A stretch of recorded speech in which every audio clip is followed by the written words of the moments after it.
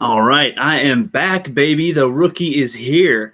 I'm hoping that you guys can actually hear me because I got myself a new Logitech camera and I got my Blue Yeti plugged in, so I don't quite know yet if the audio and visuals are all synced. I hope so, but I will see if anybody has said anything in the chat yet. I'm hoping that you guys can hear it. I'm actually going to, I don't know, if I unmute it, I don't even know if that'll do anything. Yeah, let's see. Oh, perfect. Okay, it works. Perfect. All right. Surprisingly, there's pretty much no one here yet. Usually, like even yesterday when I did my fake live stream. Oh, there we go. There's Star Wars for Life. Okay, perfect.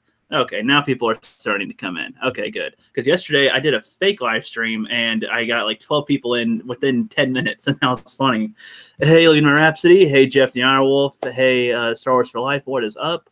Yep, I got a new camera. I have been streaming a bunch, but not hosting, so it feels good to be hosting again, feeling good. I was going to wait until February 1st to start the channel back up again, but I'm like, I don't know. I have so many videos already made that I kind of just want to start pushing out soon, and I got a lot of live streams planned, and, you know, just waiting until February is not feeling so good. I'm like, you know, I've been getting busier with work and stuff. I got to start busting them out. So that's what I shall be doing, and hoping you guys are doing good. What's up, Flipp Doubt? And yep, it feels good to be back in the hosting chair once again.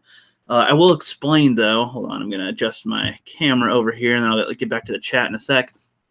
So the camera is at a weird angle from where I'm looking because the desk that I do my live streams at is a fold-up desk. Like I literally put this in the closet, and when I'm done using it, I only take it out when I'm doing homework and need to have like an actual table, or when I'm doing live streams when I'm a host. And yeah, like my table's right here, and I have my big chair behind me, and then I have a gigantic bed, and yeah, you guys love the posters, I know.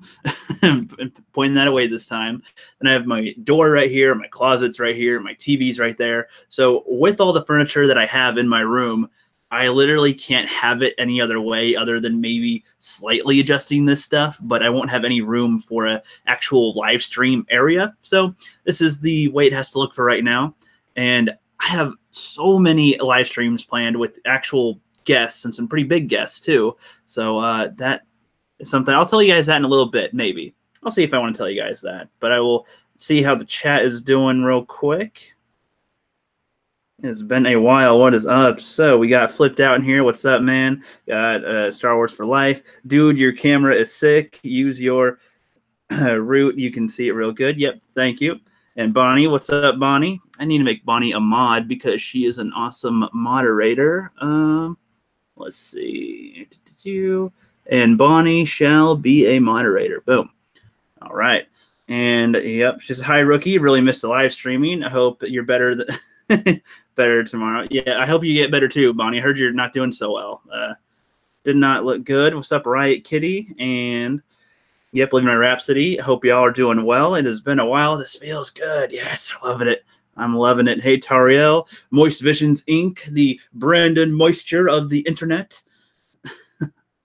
All right. Yep. So I was going to invite some people in, and I might still do that in a little bit, but I just kind of wanted to kick off because since I've been gone, now when I took my hiatus, when I did that, you know, at the end of December last year of 2018, I was like, okay, I'm going to make the goal to not post anything for a while and just stop doing stuff for a bit. But that same night is when I got onto the Geeks and Gamers 24-hour live stream. It was the middle of the night. It's 1 a.m. my time. It was probably like 3 a.m. for his time, and he's just drilling into the microphone. He's literally just like, and you know, so okay, reading the chat, and he's just drilling into it, and nothing. I'm looking at it like, okay, you know, maybe he'll let me in. I don't know, but I'm gonna just do a couple super chats and, you know, just see if I can give him something to say. I'll shout out some channels. And then he asked me. I didn't ask to come on. He was like, you know, yeah, I'll let you in, man, if you want. But I did ask him earlier, so that's fair. And then he let me on, and it was freaking awesome. Got to do the live stream there. And since then, since I did that I was on for 17 hours with him, which was awesome. Like 2 days later, Bandit Incorporated, another big channel. You guys have probably heard about him quite a bit from if you watched the Geeks and Gamers live stream a few days ago and the World Class Bullshitters over the weekend. But like he may have seemed a little bad, but he's a cool guy. He's really awesome. But yeah, he was trying to do a live stream too, trying to do a review, and he just kept on just roboting out. He had a guest on. We could hear him, couldn't hear him, so I get him to bring me on, and I'm like, okay, so you need to do this, you need to do this, you need to adjust your things. I released 3 videos that explains how to live stream with Google Hangouts, so I know what I'm talking about. And he got it to work, got the live stream working, and we were good to go. And yeah, so there was that. And then I was on a World Class Bullshitters live stream for the Han Solo watch party, which that was cool. I kind of asked to be on it, but I didn't really think he'd say yes because a lot of people asked on that same Twitter thread. But that was awesome. World Class Bullshitters was one I wanted to be on for quite a while. And I've been on Abunasa's stream, been on Lethal Lightnings, been on Sith Kryptonians, of course, Black Angus, Flipp, streamed with Odin, John Talks. Like during my break, I've done more with live streaming and met more people than ever when I was active with my channel. But I don't know why. I don't know why that happened. I've just been streaming like a monster, and I don't know why. I could just say no. I could just say I don't really feel like streaming right now. I don't need to. But I just keep on doing it anyway. I don't know. It's fun to talk. I'll admit I am a chatterbox. So there's that. And let's see if anybody else rolled in here. And yep, he said you got to keep it moderate. Yep, says Geoff TheIronWolf. No problem. Yep. And Riot Kitty is in the chat. She says, help me decide my 100+ sub special. Twitter at RiotKitty1. So what do you guys in the chat think that Riot Kitty should do for her 100 sub special? Because I don't know exactly what you could do. I mean, since she is a artist, she does draw. I mean, maybe you could draw something to show people, to show you're appreciated. If you're not giving anything away, of course, because your 100 celebration, that's good. You don't have a laptop, so you can't do like a live stream special. You could do a you could talk about your experience since you've been on YouTube or something. Like you seem to intertwine it with your drawing and YouTube anyway, so you could do something like that, and that could be kind of fun to watch. I'm not good at ideas on the spot like that, but let's see what people in the chat are saying. And yeah, Living My Rhapsody noticed the cat in the drawer next to me. Yeah, Chica is sleeping in here. She got on my table and wanted it in the drawer, and sometimes she likes to, cats like to get into things, and then she settled down and has been sleeping in there for over an hour and a half. What can you do with cats? Dogs don't do that, I don't think. If you have a dog that just like would go to sleep in a drawer, let me know, because that sounds hilarious. All right, and we got Midnight. Oh, hey, what's up? He says, you and Sith were brilliant on Geeks and Gamers. Thank you. I appreciate that. I haven't seen you around here before, but hope you stick around. And Moist Visions Inc. says, join the Moist and Adam. Of course, Adam, he means superfan Adam Shahan. And Tariel says, it's the rookie cookie. Yep, that's another thing, too. I could, only during the month of February will I do my Cookie Critic videos. I'm not going to do them after that. I will just do them for February. I'll do a few of them for you guys because I know you guys like them. I have a few funny ideas in my head rolling around, so I'll do a few of those in February, not doing them after that. I just can't focus on that. I'd rather focus on my more substance-based videos, but those are still kind of fun. And then party and drinks. Oh, yeah, I'll be telling you guys about my live streams coming up. I have so many planned. I got one coming up next week. And we shall see. Down here. All right, yep, the dog show. What's up, buddy? And Flipp Doubt says, nice. Yes, sir. Keep on rolling, friend. And Bonnie says, dog, hi, I gave you a sub. Hope it helps you. Yep, that's cool. Everybody in here can check each other out. I mean, by now, everybody's pretty much used to checking each other out anyway. So that's all. I mean, everybody's used to, in this community, everybody helps each other out anyway. And it's just been growing and growing and growing ever since. So I'm really impressed. Everybody has grown. Bonnie, when I saw your channel, you were at, what, 70-ish subs, I think. And then you just, boom, in a week or two, you bounced up to 200. That was awesome. I like seeing that type of growth. Flipp, you reached over 200. Angus is over 300. Sith's over 400 now. Drunk 3PO is over 200. He's almost at 250, I think. Right, Kitty's at her 100. And a lot of people started not too long ago. Open-minded movie man. I don't remember the last time I looked at your channel. I think you had 50 at least from starting, but that's good. And okay, people are doing that. Moist Visions Inc. Yeah, so if anybody in the chat wants to come in here, I'll let you in here. I do have topics that I actually want to do, and I'll admit I do like having people in the room. I mean, I like kind of talking by myself, but not really, because I like the response, and I can read the responses, but it's a little more fun with some people in here as well. So if somebody wants to come in on here, then I'll invite you. So just let me know. And if not, I am going to keep on talking real quick. So what should I tell you about? So future guests. I have 3 guests planned to be on a live stream during February. Now, I could tell you who they are, but would that spoil the surprise? Let me know in the comments. Put 1 if you want me to tell you who my 3 special guests will be in February for some live streams for the Rookie Corner podcast, or a 2 for nope, you don't want to hear it. Keep it a secret. You guys want to be surprised. Let me know, and I'll tell you or not tell you. I'll just let you guys decide, because I'm surprised I was able to get them, but I'm hoping it's all confirmed. Like I've got 2 that are mostly solid, that are like they said yes they can do it, and then 1 is just kind of unsure because he has school and work schedule and stuff, which I get. My own work has been annoying with that type of thing too, so we'll see. I got 2 people saying 1 and nobody said anything else, and about a minute or 2, then we'll see. Yeah, so all right, people, you guys want to know anyway, and I don't know if I can really hold that off anyway. So I got Real to Real Productions, who is a Dragon Ball YouTuber, and I'll tell you first. God damn it.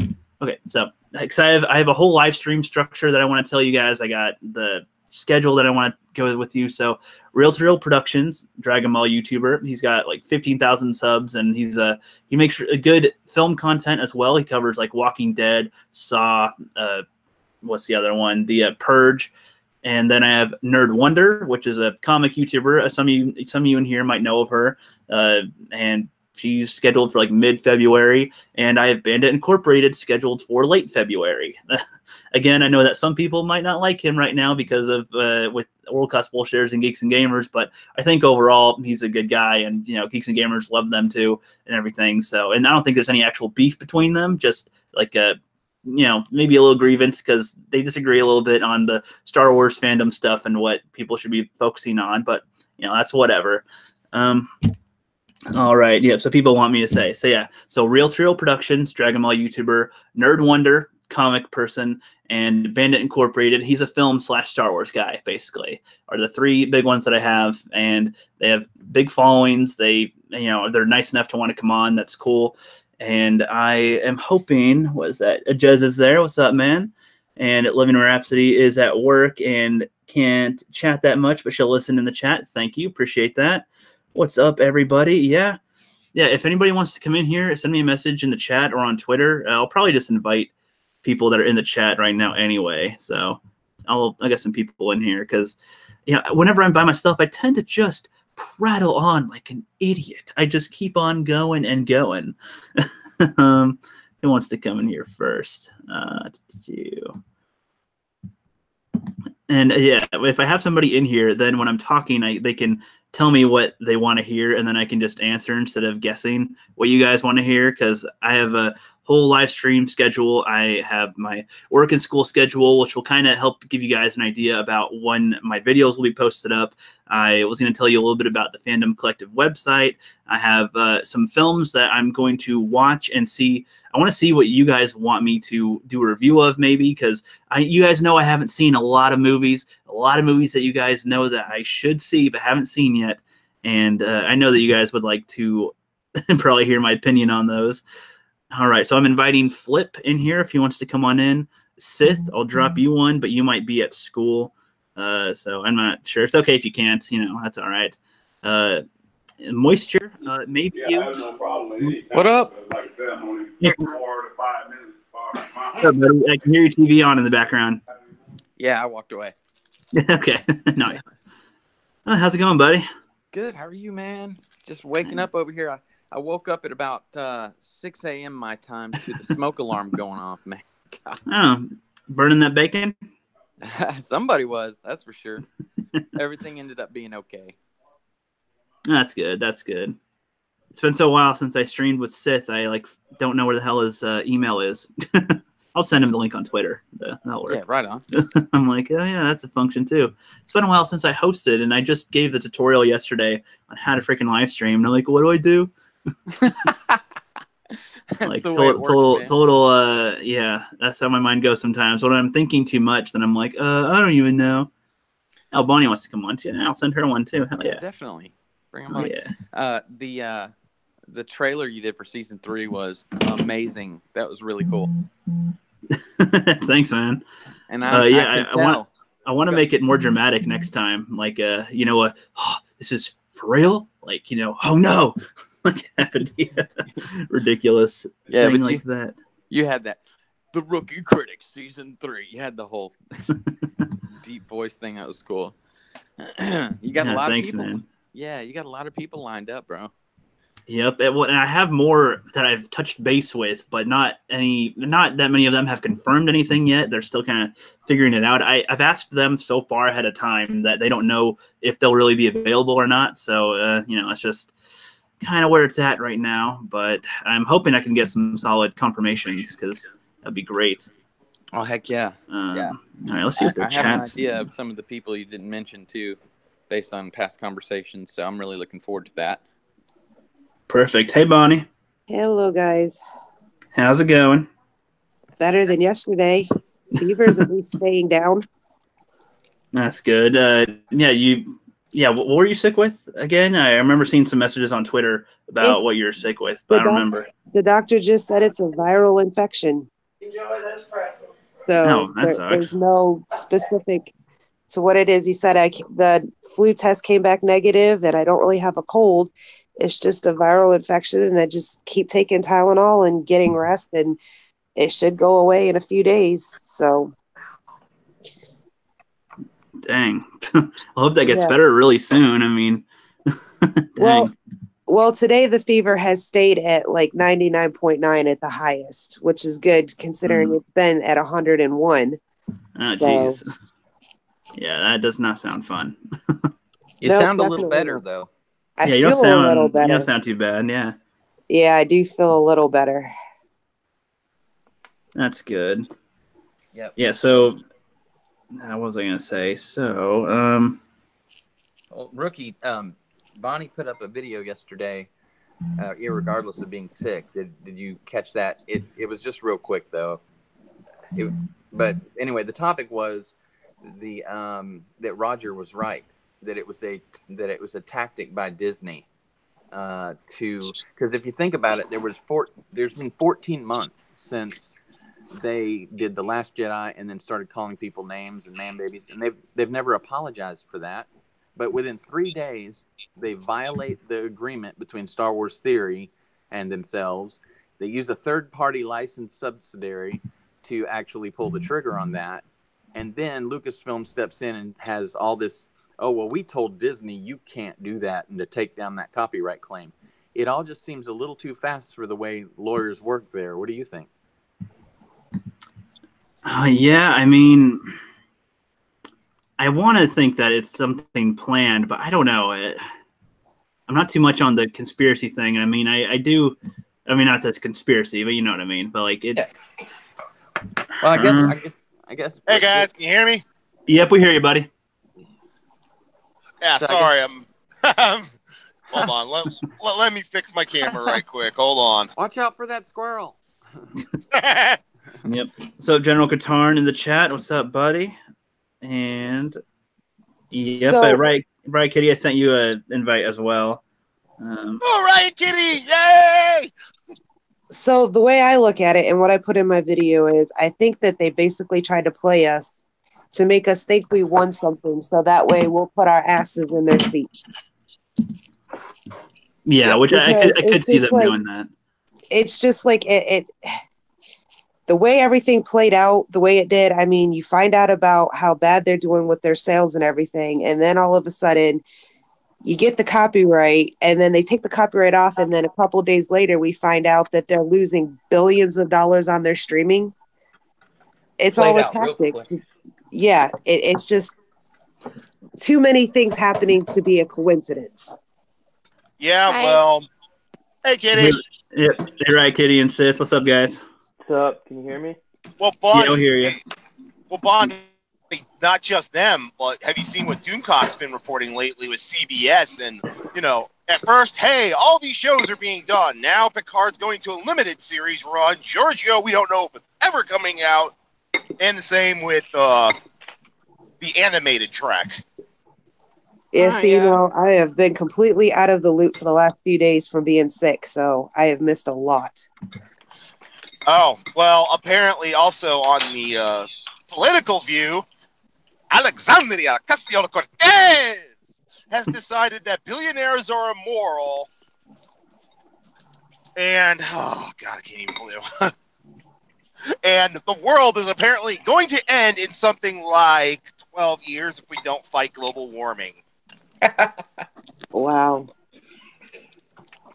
Yeah, I don't think they're ever accurate when they say an actual date like that. Oh, we'll all be dead by 2 o'clock on Tuesday, you know. Yeah, Rookie, you saw my reply to Miss Yeah, I saw that. AOC. I bet you thought that was hilarious. We're more likely to die by an alien invasion in 12 years than global warming. Which that would be more fun. That would be more fun, though. Aliens. Yeah, that would be more fun.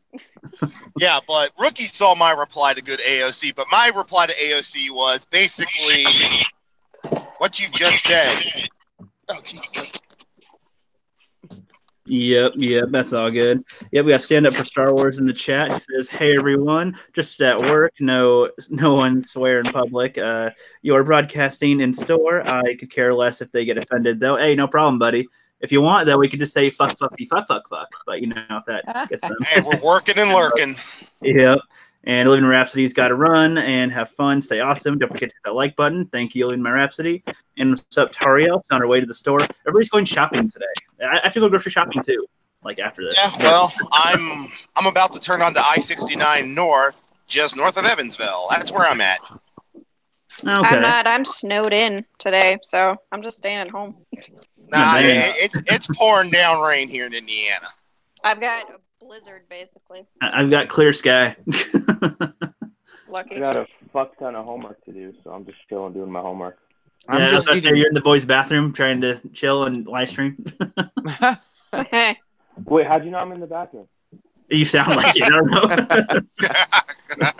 Like, I hope no one comes in on me while I'm live streaming on the phone. Yo, Angus, can you pass me some toilet paper, bro? You never replaced the roll. Yeah. Hey, Sith, yesterday I asked Odin to let you out of the closet.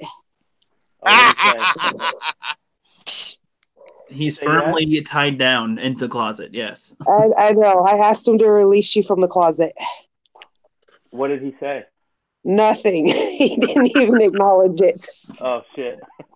I think it's because you weren't there. Yep. I think the only acknowledgement he got was a little chuckle out of it and just kept going. That's good. Lonnie, here's something else to catch up on. Apparently, all the legacy media are now walking back what they said about the hashtag Covington Gate. Every single one of them walked back to, we kind of jumped on this stuff before we got all the facts. Yeah, we're gonna stop making fun of these people now. Hey Jeff, how crazy is it that everyone else who just watched the entire video already knew all the shit they're walking back?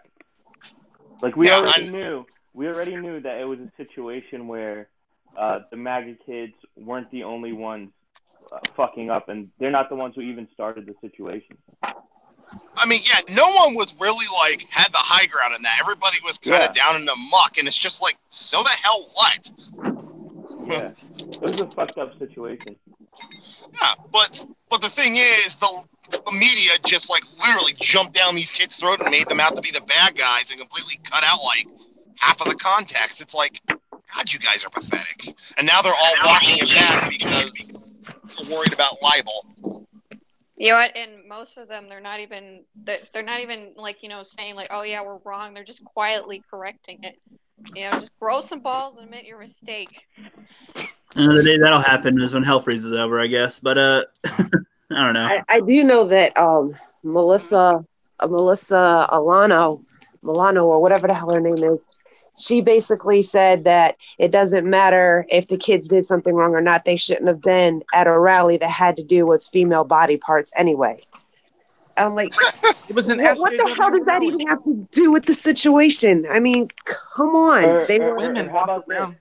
Women walk around with their, tits out and weird ass vagina outfits. I mean, and then they want people to support them. So I mean, come on. What is it? Come to the rally or no?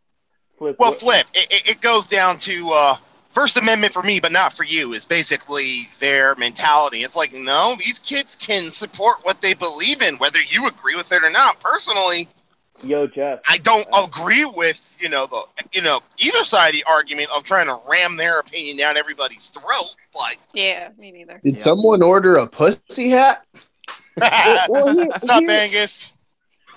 Sorry, I'm taking care of my kids and washing dishes and trying to feed them, but they're calm right now. They're watching PJ Masks, so you feed your kids?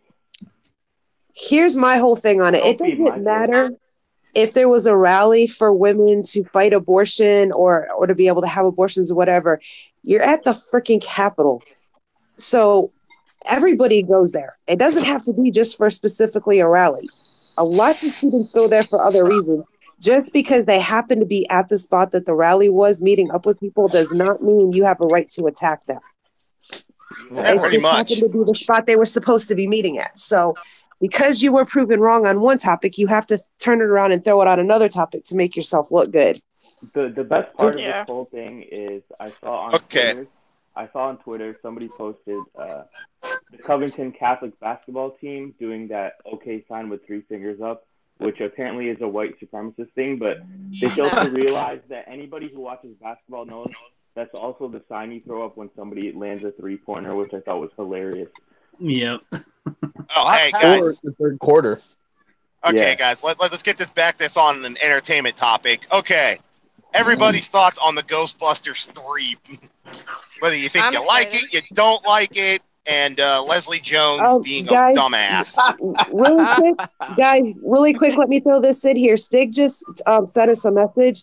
He said there were 4 explosions in Sweden today and 2 pizzerias, an apartment filled with females, in a house, attempted murder, and the media over there is keeping it utterly quiet.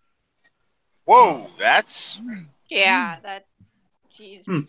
Talk about it. That tells me if it was a bunch of leftists that pulled this stunt and they don't want that getting out because it destroys their narrative.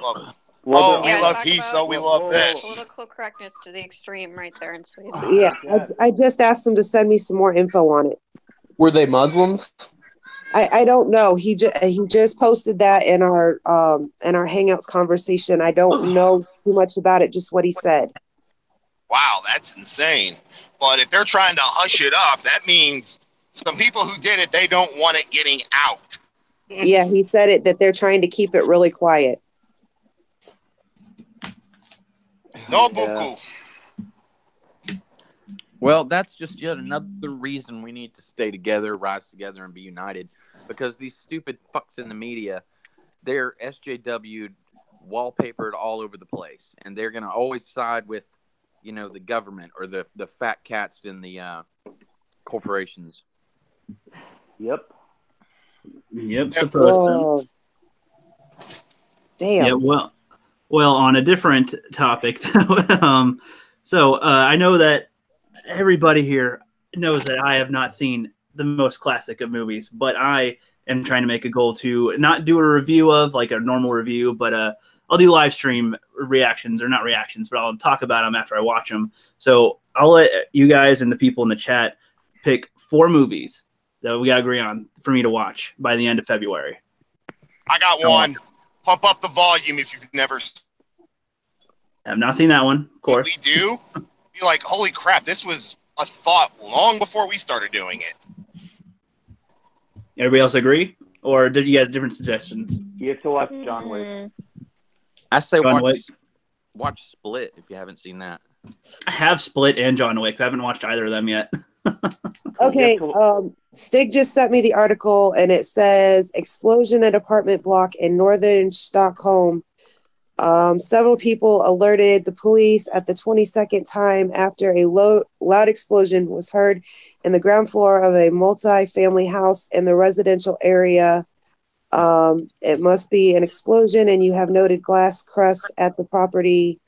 According to information provided to SVT, the explosion took place at a pizzeria at ground level in the residential building, and a combination in an apartment above the pizzeria. Freelancer photographer that the sound of the bang was very powerful and that it smelled of smoke. To try to get some information, the police tried to find witnesses. We have had door knock in the area to gather information, says police. Press spokeswoman Anna Westberg. The police have started a preliminary investigation into general hazardous destruction. There is no information on personal injury in connection with the explosion. Wow, that sounds like it's very preliminary, but someone set off a bomb. Yep. Well, I will share this link with everybody, but you'll have to switch it over to English because it is in Swedish. Well, I don't want to alarm anybody, but Race Car Kelly got real jealous that I was working with Rookie, and he took off the other day saying he was going to blow something up. So I don't know. Okay. Well, I just posted the link to what I just read, but like I said, you'll have to translate it to English because it is in Swedish. Well, good thing for Google, it'll do it for you. Yep. Yeah, one good thing about Google. Indeed. Oh, indeed. Rookie. Yeah. Rookie. Here's an anime if you've never watched it. Log Horizon. Check it out. I think you'd enjoy it. Lucky, who's he what? Log Horizon. L-O-G, and then Horizon, like you're looking at Horizon. Ah. Anybody else got any film suggestions that you guys want me to watch by the end of the month? Or, Yeah. Teeth. Proper Jeremy says Jaws. Shut up, Angus. Game of Thrones! Hey, that I said. Angus told me just try to watch one episode a day, which is what I'm going to try to do. But that's a show talking about films. Films are more digestible, so okay, much easier. Much less time. Okay, I got a suggestion. Oh, you need some testosterone. Commando. I have seen that. Yes, I've seen most Arnold films. What's that, right, Kitty? Heist. Tower Heist. Yeah, that's Ben Stiller and Eddie Murphy in it. I love it. It's hilarious. I have definitely not seen that then. Is that 90s or 80s or something? I think that's like you can always watch actually. So. And Rookie, yeah. Rookie, you can always watch the Oscar-nominated Black Panther. I mean, I didn't hate that movie, but goddamn, I did not like it either. It's like, I watched it with my brother, and we tried to see some of the Star Wars films together. Yeah, I know they're stupid films, of course, but we're just trying to have a little tradition thing since we don't hang out that much. But I'm like, okay, we'll see some Marvel ones. They come out more often. He loves the Black Panther so much, and I'm just like, I kind of liked it. I'm like, I mean, it's fine, but goddamn, they could have done it without him in the film, and it would have been an okay movie still. So if you take your main character out and you still have an okay movie, that says something. But yeah, the Oscars. I don't really pay attention to the Oscars. I don't care really, but I know that you were up on that, Wolf.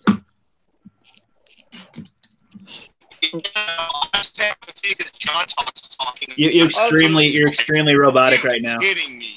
Robot. You know, I just watched somebody's video. I want to say it was the Boxing and Jedi's Tavern, but it was John Matrix. He put one up about Black Panther, probably about an hour or so ago, and he made a good point. He said, "How is it that Blade got snuffed in the Oscars? You know, all those years ago, the very first Blade, which is a pretty awesome movie, actually." Yeah. And then, of course, you've got Infinity War, which is a far superior movie to Black Panther. It's just, and he goes on to say, and I agree with him, it's identity politics. Classic SJW Oscar stuff. Yeah, I suppose. Do you guys watch the Oscars? Not really. Not since Billy Crystal was the host. Is he still alive? Yeah, he's still alive. Wait, what's wrong with Billy Crystal? I don't know. He's just a funny guy. I think I don't remember who he is. Yeah, he did but I City remember Slickers. his voice. Remember his voice. He did City Slickers. Yeah, City Slickers. Rookie, he did City Slickers. Hey, Geoff, you know what else he did? He also did City Slickers too. Indeed. He also did the one where he was the basketball ref. I can't remember the name of it though. I can't. He also did that little Disney film called Monsters Inc.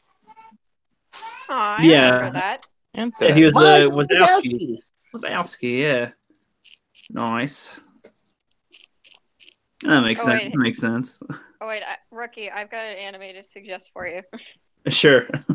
Okay, so all right, this anime, its sub did awful in Japan, so the company who made the sub basically said to the dub team, "Just do whatever you want. We don't care."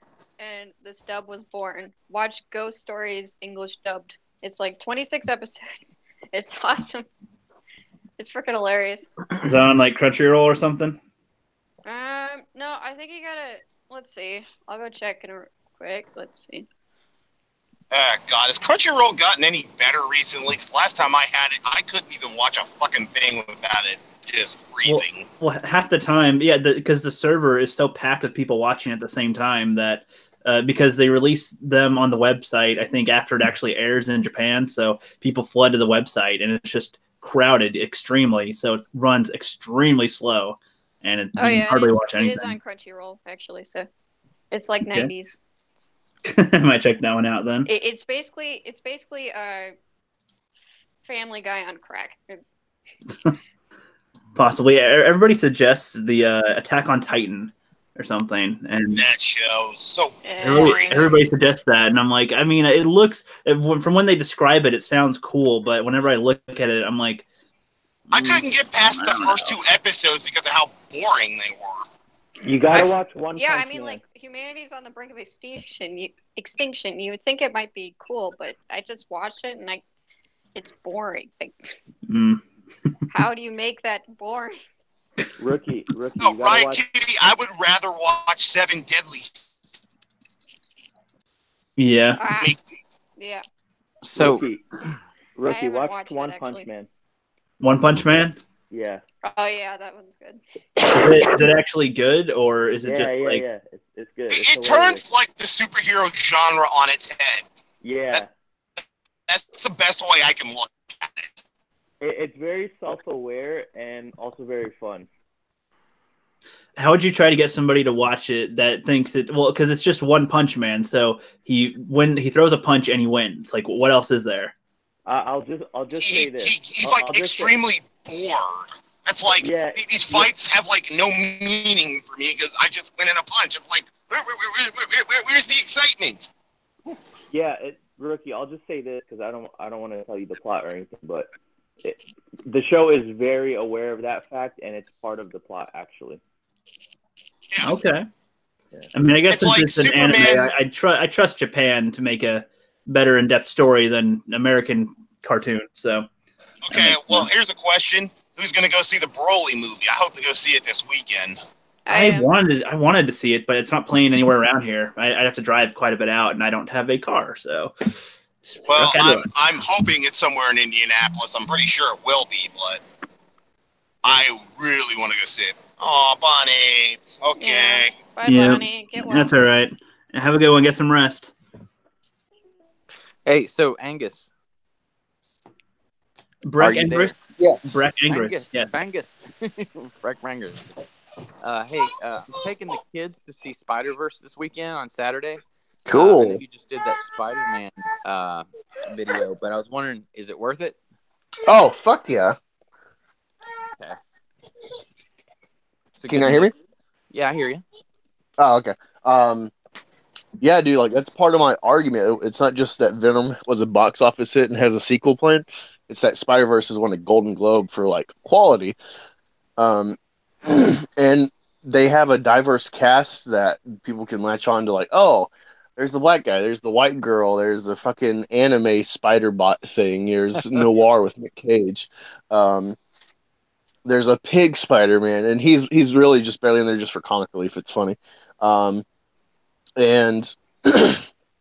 it's weird that you would expect like diversity mandates and shit to come from Sony, but they're not. You know, you watch Spider-Verse and like I didn't get anything SJW for that movie, and it's becoming that way with Marvel Disney. So I'm hoping that they get Spider-Man back. And part of my argument is like, hey, the Spider-Verse, they have like it wasn't a box office smash, but it was a solid hit. Oh, the Spider-Verse? Well, oh yeah. Well, here's something else that for some of us older folk, Netflix just put out a Where in the World is Carmen Sandiego cartoon. I'm just like, this is something out of my childhood. I'll check it out. And I'm like, so far I'm only a couple episodes in, and I'm kind of going, one hand, this nigga I grew up with, but on the other hand, at least it's not fucking terrible. Well, that's an improvement, I suppose, from what they normally would do.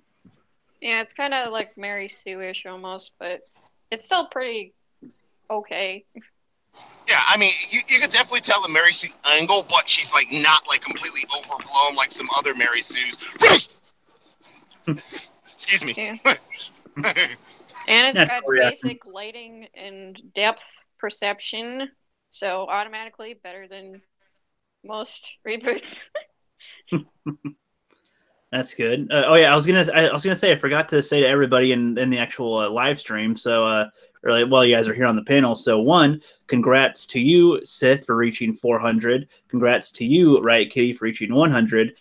Congrats to you, Flipp, for reaching 200, and congrats to you, Angus, for reaching 300. Yeah. Hey, Rookie. My power level's still only 135. You'll get there, man. Robot. Yeah, but we don't drive a badass truck, so. Yeah, true. Yeah, but you know what? Don't feel too bad, Geoff TheIronWolf. I dropped to 199, so I'm still looking for that 200. I bragged too soon. Too soon.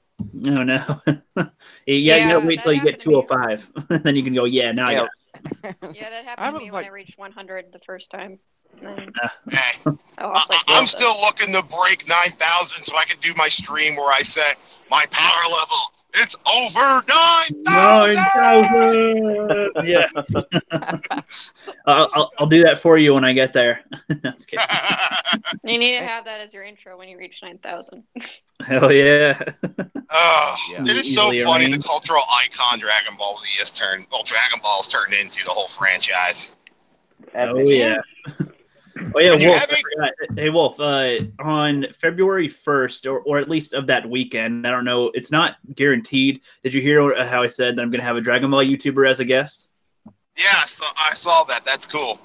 It's since it's over the weekend, I don't know if you'd be available or not. I don't know my own schedule and when the exact time will be. We'll but if you can be on the panel, that'd be cool because I only have like 2 or 3 people. Or no, I have one other like panel guest other than the special guest for the Dragon Ball one. I'm trying to get some people that know enough about Dragon Ball to where it's not like what's that and what's that and what's that. I can probably, but I am not going to be like the greatest fan ever, like Masako X or Geekdom. I know enough to get by. Yeah, that's fine. Yeah, you don't need to know everything, but know enough about the show to where you don't go, "Who's Majin Buu? Who's I've pretty much watched a good chunk of the original Dragon Ball. I've seen all of Z, and I've seen most of Super. So I gotcha. Right, Kitty? Do you watch Dragon Ball? Yep. I've watched Z Kai on reruns when I was little, and then I watched Super. I haven't watched a lot of the original, but yeah, I've seen all the movies, though. Okay. But all I have to say is the final fight in Super between Jiren and Goku, that was amazing. Yeah, that was awesome. The final fight or the mid-final fight? No, the final fight, like the last 3 episodes. Okay, yeah, because he did the Ultra Instinct and then when he completed the regular one. Fought. Well, saying because he completed Ultra Instinct. Yeah. Yeah, when he completed that and then went all out against Jiren, it was just like, Well, that was good. Well, and then that didn't do it, so they still had to fight with Frieza and 17 as well. Yo, guys, I gotta focus on this assignment, so I'm gonna head out though. Yeah, I figured. Shout out to everyone here for killing it. I love you guys so much. Shout out to Rookie for his big comeback. Looking forward to what you have in store. And yeah, if you haven't checked out my newest video, go check it out. It's about Luke Skywalker, and I'm gonna go. Yeah, I still need to watch that. Yeah, check it out, man. I'd be interested to see what your opinions are on it, Jeff. So. Yeah, against all odds, it's actually a good video. Yeah, hey, right? thanks for taking a Sith with us. Once. So many channels, I so much to watch, and I have so little time. I feel you, man. Me too. Yeah. I have that same issue.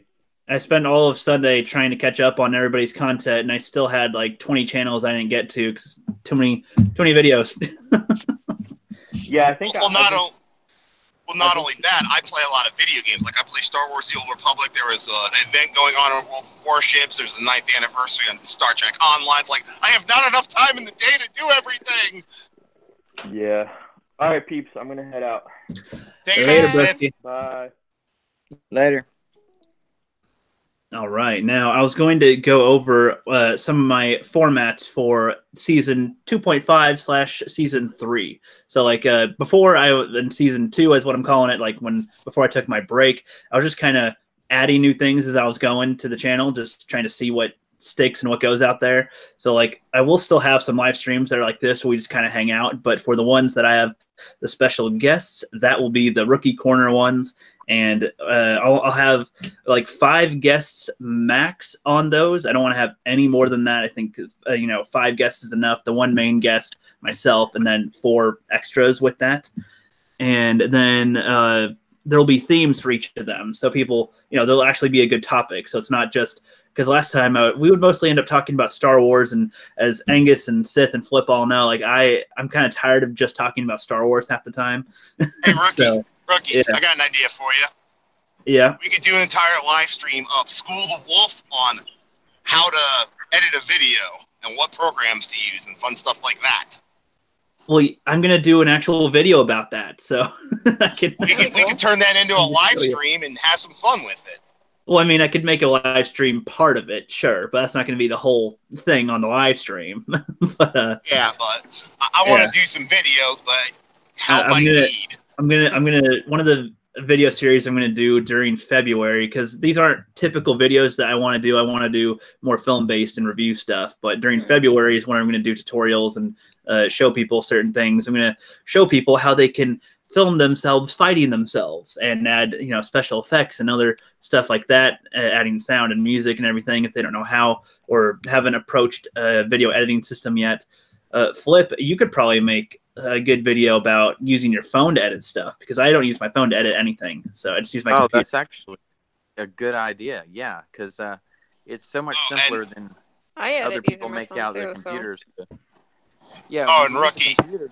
Remember when we were hanging out with John Talks and he was talking about how I was doing when I had my lightsaber up and I was doing all the different forms and the stances? That gave me a good idea to actually do an entire video where I talk about the 7 lightsaber forms and actually use my lightsaber as a demonstration. Yeah, that'd be awesome. That's cool. That'd be really cool. People would like that.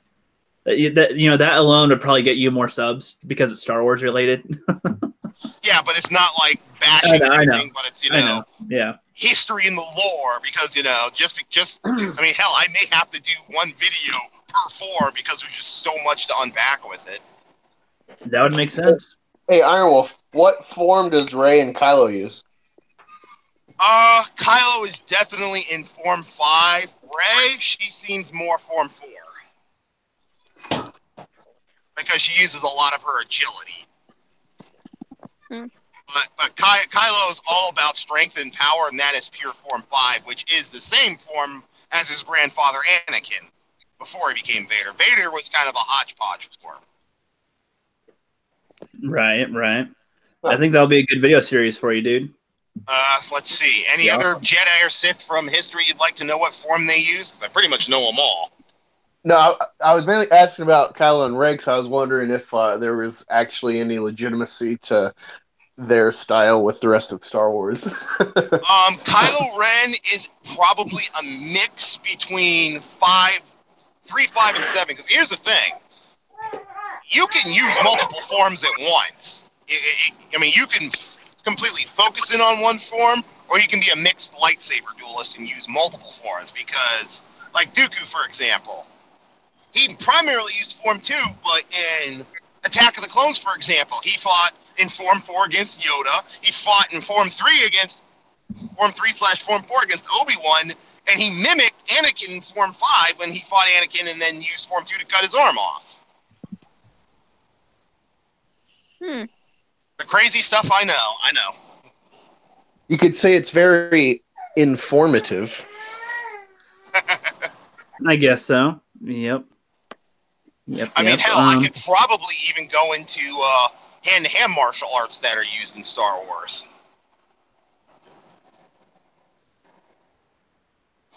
Do they have hand-to-hand stuff in Star Wars? Like in the war? Teras Kasi, the Imperial Royal Guard was schooled in Achani martial arts, and let's see, there's a couple other martial arts. I'd have to look them back up and read up on them again, but I know Teras Kasi for sure because a couple of Jedi Masters in the Old Republic used it, and Achani because, like I said, the Royal Guards used it.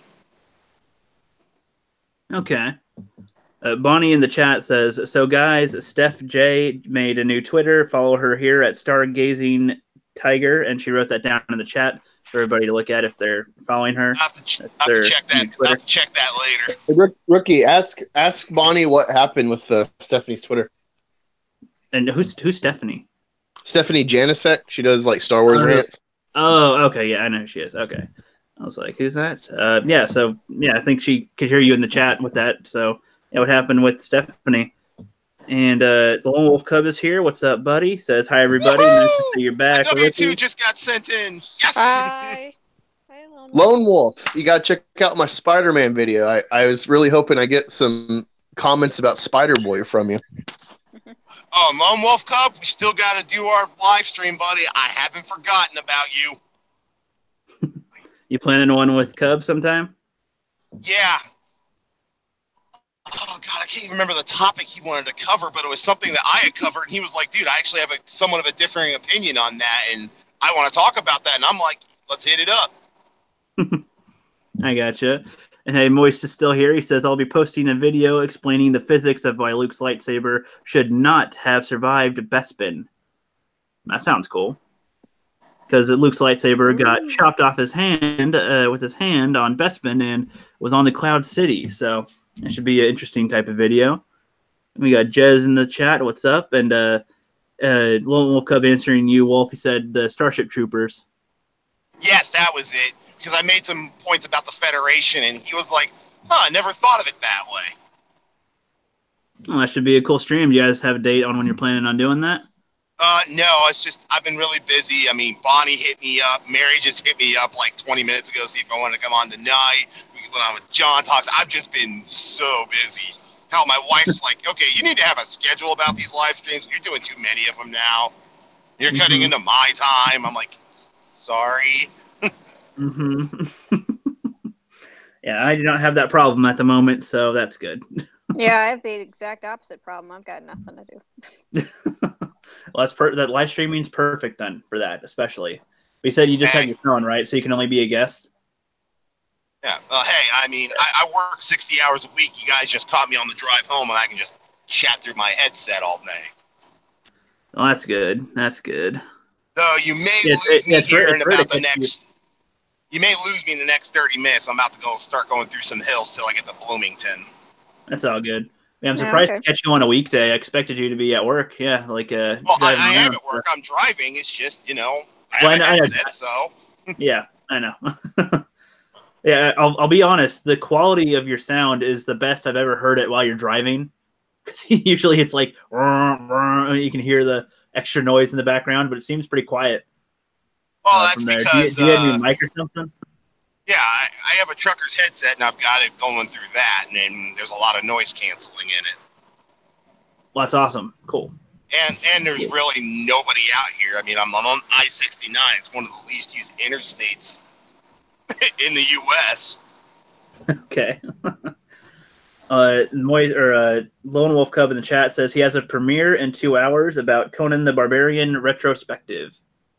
So Nice. check that one out when it goes. It'll probably get blocked by YouTube.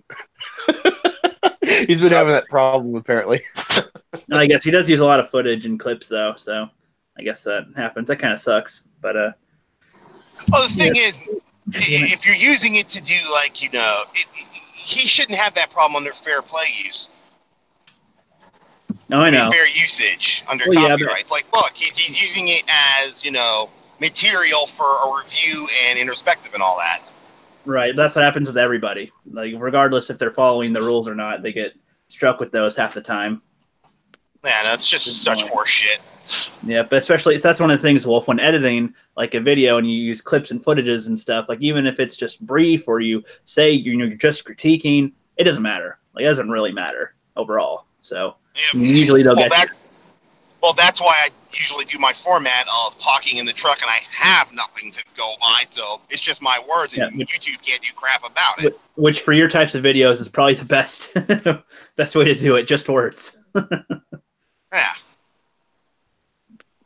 Yep, that's true. That's true. But so I was going to say, with the live streaming, continuing that, like I said, I wrote down a whole format for it for when I have the actual guests on and whatnot. That kitty, get out of the way. Come on, my cat's really lovely, so just a sec. Get out of the way. If you hear purring, she's by the microphone and the camera and stuff. But yeah, I'll have a nice. For you. Yep. Before I go live with guests, I'll post questions on Twitter and see if people have anything they want to ask the guest directly. Like, so during the live stream, I can, ask a question from that person and see what they have to say.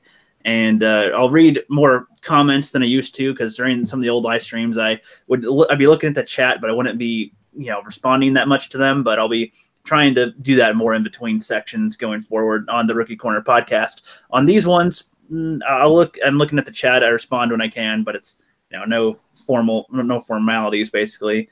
And then on the panel, like everybody, when I have a special guest like Bandit or Nerd Wonder or Real Troll Production, somebody, like everybody's got to have pretty good audio. Like if there's a bunch of noise and stuff going on in the background, like I'll mute you. Like it's got to be good so it's not annoying on the ears. And then I'll have them as long as 2 hours. I know sometimes going 3 or 4 is pretty fun, but I think keeping it kind of short is better for rewatchability. And let me know what you guys think about this. I was thinking about having like an hour stream after party, like so the stream's done after 2 hours and it's done, and then another stream afterward for like an hour or so, and then fill up the room in here and have people on. Does that sound like a good idea or no? Sounds great. Yeah, maybe. Okay. And let's see what people in the chat are saying. Bonnie said she's looking for people that will be up for talking about aliens and UFOs and supernatural stuff. There's 2 new shows that she wants to start doing starting next week on Monday and Thursday at 5 p.m. Eastern time. You guys hear about that? Yeah. So yeah, Bonnie's gonna be covering some paranormal topics, aliens and whatnot, UFOs on Mondays and Thursdays at 5 p.m. Eastern. And Flipp Doubt and I shall be doing that. Oh, that's who also dropped out of here. I didn't even notice that for a sec. I was like, somebody else was missing. But Bonnie, I might drop in and listen to y'all, but I wouldn't be a great contributor because honestly, as much as it interests me and it's like a lot of good coincidental evidence of like, oh, this must be aliens. I agree with Neil deGrasse Tyson. Like when you can't explain something, your first response shouldn't be, oh, it's aliens. And I think that's what a lot of like History Channel does on Ancient Aliens and stuff, where it's yeah, they do get a lot of stuff incorrect, which is why I don't watch them that much anymore. But still, the topic is fun, and space knowledge in general can be entertaining. It's not just aliens. Like space phenomenon is different than just aliens attacking. It's the aliens. We're not Alex Jonesing. Yeah, no, I agree. But I had this rant when my parents are up. I was like, as soon as I got DirecTV, I'm like, why the fuck do I have this besides football? Because like you look at like all these like science or like education channels, it's like weird series. Like History Channel is just 12-hour marathon of Ancient Aliens or like Swamp People or you got Amish Mafia, and I'm like, how is this science or history? Gold mining, and it's like what? I don't know. We got the dog show. I'm back. My signal picked up. Okay, yep. We lost you, and then we got you. Yeah, sorry. Like I said, I'm going through hell, so my signal goes up, down, up, down, up, down, up, down.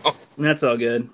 And then we got the dog show in the chat. What's up, buddy? And we got the Lone Wolf Cub saying, when does the Cookie Critic return?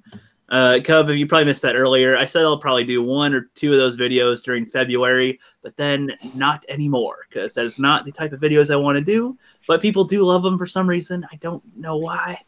Because they're funny. I mean, yeah, they're kind of funny, but I mean, I don't know. Do you guys prefer the stop motion ones with the toys, or did you like the one where I was like pretending to kill all the cookies that are like, oh, help us now? I like the toy one. That was funny. I like the toy one as well. Okay. I can make more stop motion stuff. I do have quite a bit of those. The only issue is that a lot of the stuff I have doesn't stand up very well, but I can still probably make something funny out of that. But yeah, and I'm probably going to put all the 3 stop motion videos that I made into one video so that people can just go to one spot for it. And yeah, I got to find a way. I got to find a way to make my skits, like my whole skit story, like more coherent, because it's just spread out all over the place. And so people can watch, because for season 3, starting in March, I'm going to go all out with the skits. And I have a lot of collaborations with people going on that, as you know, Wolf and Angus. And it's like, you gotta have me fighting one of your SJW doubles. Well, in this one, it won't be specifically SJW. I'm thinking more soy, like just directly soy rather than just SJW. Okay, well, have me fight a soy boy. Yeah, like SJW is more specific to what they talk about. This is just like a wuss or something. Sith and I were thinking of a funny name, but we're not sure. The Knights of Gillette. I don't know. I'm coming up with some. I like the Gillette idea. That's great. Knights of Gillette. Yep. Speaking of Gillette, everyone, including Rookie, go find a channel called Mr. Reagan. He has a Gillette parody. It's pretty funny. Oh, Angus, did you see the one on? Was that the one with the girls, or was that on World Class Bullshitters I saw on Facebook? No. Mr. Reagan, he sounds kind of like Clint Eastwood or something. He's just like saying shit over his own edited version of the Gillette thing. But no, I saw the woman one where it's like, yeah, we can turn this on women too. How about we just be good people and not gender discriminate on like crime or bad social interactions. Yeah. I saw that and I was just like, damn. Yeah, and I can tell you what, Dollar Shave Club picked right on up. Like, yeah, we're going to pick up all this advertising. Oh, Schick did one too. Yeah, Schick jumped in.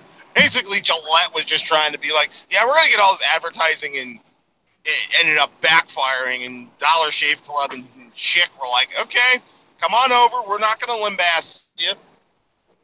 It's almost like it was a bad idea to alienate 98% of your customer base. Yeah, I don't think that overall it'll matter, because who's going to listen to a Razor commercial and go, you know what, I'm a douchebag, I need to be like that, and change based on the video. It's like if you are, if we are like people, that, the people that that commercial was pandering to, they're all like, I'll buy a Razor to support you, and they'll buy it once and then forget about it. Well, right. Yeah, that's what I'm saying, though. It's completely pointless. It's like even if it's annoying to us, it's like it's not gonna do anything anyway. It's just literally. Well, barring even that, people are gonna just be like, all these soy warriors that love the virtue signal. They're gonna like, oh, Gillette, and then they go to the store and like, oh, a 4-pack's $25. Fuck that. I'm in college. I'll buy Bic. Good point. Well, they can't use all their mom's money. So, but no, I think they knew it would be bad. I was just gonna say, I think they knew it'd be bad publicity. I think they are trying to go. They're not so much worried about money because they're so established. They're trying to just virtue signal and have like this moral high ground where it's like, oh, look at everyone else making fun of us. They're toxic masculinity. Well, Angus, you know what the sad part is? You know what the razor that I used in the Marine Corps was? The Gillette Mach 3. They're going to say a knife. So basically, Gillette doesn't realize they just pissed off the United States Marine Corps, who definitely bought from them and them alone. Yeah, I can guarantee you the Marine Corps probably took one look at that shit. It's like, yeah, we're using Schick now. Yeah, I suppose. Yep. I bought razors from Gillette a long time ago, and I have enough, and I don't need to buy any more. So technically, I bought it before they went really stupid, and it's already purchased, so no point in that. Yeah, I won't need to buy any anytime soon. I use a beard clipper. Yeah, I basically use a beard clipper now.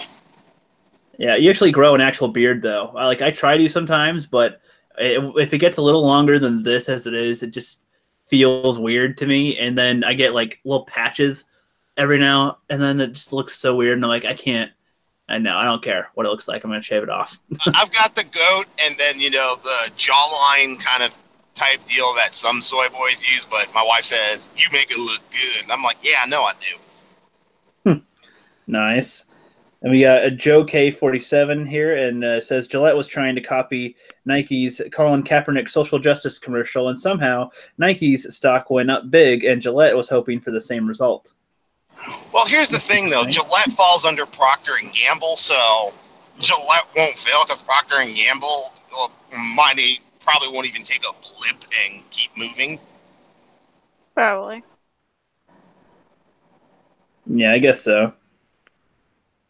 Checking out Twitter real quick, seeing more stuff. But, yeah, so next week I'll be having a birthday live stream / 400 subs live stream because I got 400 once I took my hiatus and haven't done that, and it's my birthday next week.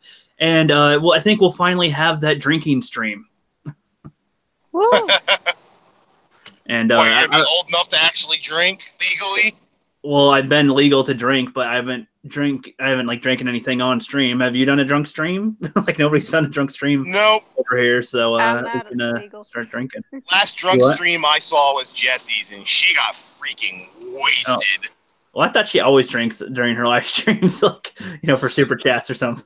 So No, not always, but yeah. Last time she did it, she got completely toasted. What were you saying, right, Kitty? Did you say you're not old enough? What? No, I'm not old enough to drink. No, not yet. Youngin. Yeah. Youngster. Do I even want to know how old you are? Because please tell me you're at least born after 2001, please. I'm 18. So 2000. 2. 2000, baby. You were being born when I was going to boot camp. Well, you're an old timer, dude. So. Yeah, I just turned 36 last year, so.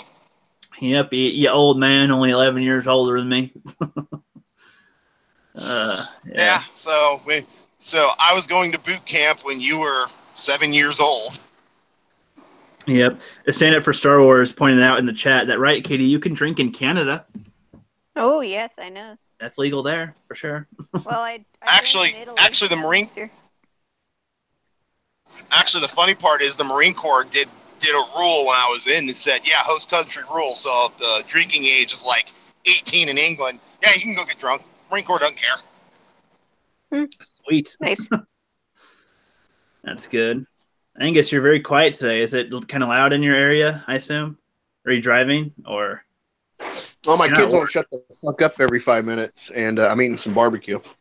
Yeah, okay. Well, if you want to drop out, that's all right. I'll be doing another live stream probably this week. That's fine. I'm just listening in. I'm going to have to drop out here. Because I'm starting to get into those hills, so I will catch you later. That's all good. Later. But yeah, so then I'll also be trying to do some live streams, kind of like the new live stream I did that one time, but this time it'll be like with just 2 people, and it's just down to you and me, right, Kitty? That's fine.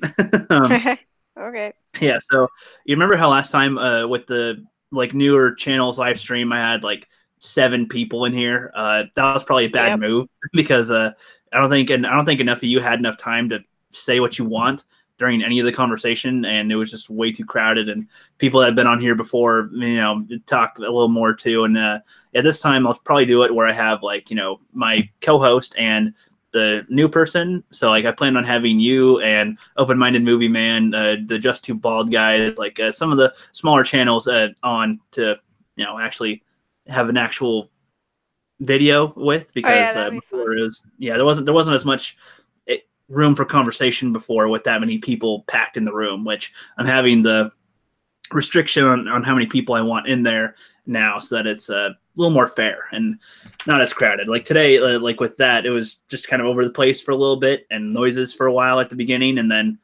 gets a little more substantive.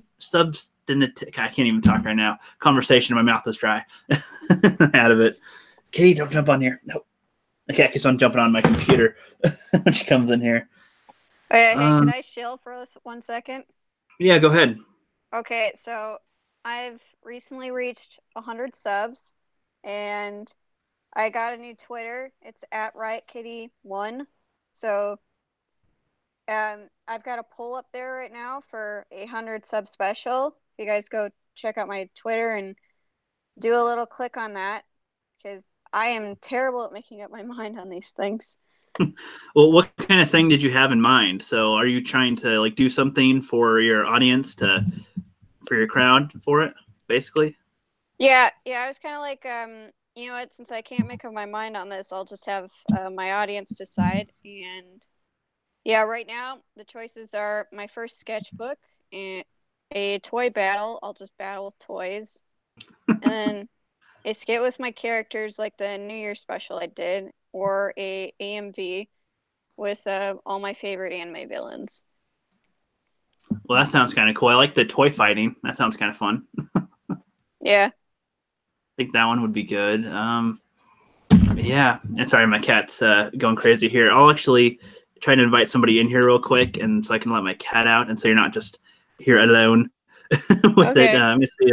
I haven't had Cub in here in a very long time. I'll see if Cub wants in. And hey, I'm Shaw Hennessy in the chat and the rant and everybody. Tariel, Mr. Peabody, how's it going, buddy? A lot of people rolling in. And 6 Scale, what is up? I have to actually find his email. I haven't streamed with some people in such a long time. I don't even know what their email is anymore. To find it again on there. But yeah, I saw you got a new tablet. Was that like a streaming capability or just like an art thing? Oh, yeah, it's a Wacom Intuos tablet. It's a drawing thing. Oh, okay. Yeah, you also get free programs on that. You know, like together all the programs, they cost about $300 or something, and so the Wacom is $80. So that's a pretty good deal. That's pretty cool. Have you drawn on digital stuff before like that, or do you always do hand drawn? I noticed. No, I have not. So okay, well that'll be cool. That'll be cool. I mean, I'm not sure if that's necessarily better, but I know that you can attempt different things while you're doing it, and maybe faster in some ways. I personally like the tactile feel when drawing. Sometimes, if you've seen some of my drawing videos or some of my other drawings, I mean, like I put a lot of detail into needless stuff. And it takes forever, because I'll draw the main stuff in the foreground and in the front, and then I'll start drawing things behind them and take up the whole screen and make it look like it's coming down or it's in the front and going back or something. And yeah, that's how they always end up looking. But yeah, and Sith is back. Sith, are you off the can? You want to come back in? I'll invite him back in. See if he's good. He's probably out of class or something. He was studying. I don't know. Oh, yeah, and Sis is back. Hi. Sis, are you off the can? You want to come? Oh, hey, Cub. Yeah, hi. How's it going, buddy? It's been a while. Oh, so long ago. I mean, we were on At Dawn stream and stuff, and the rants, but still, since we've been on. Sorry, I missed everything because I finished my Total Recall review. And it's coming up next Wednesday. Okay. For Total Recall, are you covering like all of Total Recall, or just the old version or the new version? Oh, as usual, the same procedure as every year. Okay. I am the next the thing today is the premiere is Conan the Barbarian, and I sent also Midnight's Edge here. This Andre guy. I know he's a big fan of this stuff. That's playing in about an hour and a half or so. Your premiere for that? Yeah, no, yes, it's an hour and 15 minutes. It's for me, it's 11 o'clock. For you, I don't know. Okay, it's like 1:45 for me right now. So yeah, and the two after that, next, the one on Saturday and the one on Wednesday, they are two very interesting because they are people from your stream. Oh yeah. Yes. I use the music from Super Divorce in my RoboCop review at the weekend, and also in the Total Recall review. Oh, cool! I bet they appreciate that. That's awesome. Yeah, it's cool. Yes, it's not just this Predator one. The Predator one I used already, and they have on their album they have many good songs, and so I used 2 new songs. Sweet! Can't wait to see those, man. Yeah, and I think they also can't wait to see it. I told him yesterday. I know him. He's probably excited big time to see that. He likes to collaborate. That's good. But yeah, I'll be right back. I gotta let my cat out. So you guys chat and entertain real quick. I'll be right back.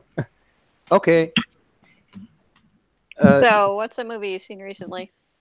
Movie I've seen recently. Oh, that's a very serious question you are asking me there. Because if you want to go that I go on a rant that takes days, then you have to ask me this question.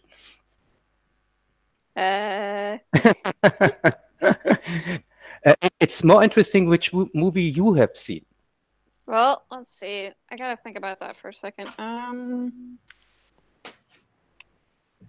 Oh yeah. I did see. Yeah, I saw Aquaman. Oh my God! So it begins. And, what begins? What can you say about Aquaman? What can I say about Aquaman? No, the guest. She said she's saw Aquaman. Oh right, Kitty. Oh, okay, cool. Oh well, I did like the visuals. I liked the underwater atmosphere in the movie. I thought Jason Momoa was pretty good. Okay, and the story? Oh yeah, right. So I'm an artist first. Like I just like ooh the visuals, and then I look at and I actually pay attention to the story. That's my thing. But yeah, I did like the story, though. There was a little bit of issues in the middle that. Yeah, I can't wait to hear Cub's take. No, it's okay. If somebody likes Aquaman just for the visuals and not so much for the story, then he is just half wrong. That's okay for me. Yeah, I cannot say that it is a good story at all. Because and I can't say that there are any good visuals. I mean, I think it's got some here and there, and you gotta agree that Mira is not bad looking. I tell you something. If you want to burn 200 million or something like that, you can see any other dumpster fire. This so-called special effects, these water effects, I think, yeah, they are at best okay, at best. But I tell you, latest with the next viewing, you will see. Oh no, like with back then with Avatar, everybody thought it's the greatest movie ever. And few months later, people said, "Oh my God, these effects don't hold up." Well, I mean, considering it's mostly supposed to take place underwater, I mean that's kind of hard to do for a big action type of movie to have it underwater. How would you suggest they would have done that then underwater to make it look better? Oh, I would take notes from Cameron himself, the guy who made Avatar. The movie he made before that, 10 years ago, 20 years ago, before Avatar, he made the greatest underwater movie ever, Abyss. What? What? Yeah, The Abyss. It was it's Abyss. You it's the cut out for a most second. famous Abyss. underwater movie ever, and it's so convincing even today with his effects because he used a real water tank. He used an old there where they have Submarine. there were Homer Simpson works. What for power plant? Okay. And filled up with think water. I don't think I know that after this movie, the people who worked in Cameroon made T-shirts with "I survived a Cameroon movie." Since then, there are these T-shirts. Yeah, and it looks pretty good even today. I watch Abyss even if this movie is more than 20 years old or something like that. I watch it over every CGI wannabe crap fest today. Yeah, I mean, I'll admit that it could have some improvements. It wasn't the best. I feel like there's some scene. I feel like there's some. I feel like there's some. Yeah, but this had also a kind of story. It's not just the effects. Oh, I know. So if you were to ask me what the story is, he's supposed to be king but doesn't want to, but then he becomes the king anyway, and his brother tries to overthrow him or something. So yeah. I don't. If I were to sum it up, I wouldn't really get it. If I were to do an essay on this, I'd be like, so like, what's the story? The story was just there was no story because this movie made everything in Justice League like a joke because they wanted the help from Aquaman. Why? He wasn't even king. He had nothing to say. He was just a guy who lives in the water like every other guy. Why didn't they go to the brother? He had much more to say and could help them maybe more. And who told them this Aquaman guy is the guy we need? I don't understand that. So how would you have had the story go? Knowing, okay, remember, it takes place after the Justice League. So keeping the Justice League as it was and the Aquaman, how he was in that film, how would you have done Aquaman after that? Yeah, he had to be the leader. After Justice League, he can't go back. It's like this Black Panther shit. In Civil War, Black Panther was already Black Panther, and now we get a movie after that where he becomes Black Panther. That makes no sense. Yeah, I kind of have to agree with you there. Yeah. I don't know. I mean, for me, it's more that it seemed like the most cliche of movies, as far as everything that happens is a cliche. Like almost everything, pretty much. Yeah. Well, and the explosions after to break up every almost kiss was kind of funny. I mean, it was dumb, but it happened 4 times, I think. Each time, everybody commented on that one in reviews, and I think it's just kind of funny that they did that. Not really a bad knock, but not the best writing either. How do we get out of this? Have an explosion. Sounds like a Michael Bay solution. Well, at the very least, what I can say about the water effects, at least they did not do what they did in Justice League for it.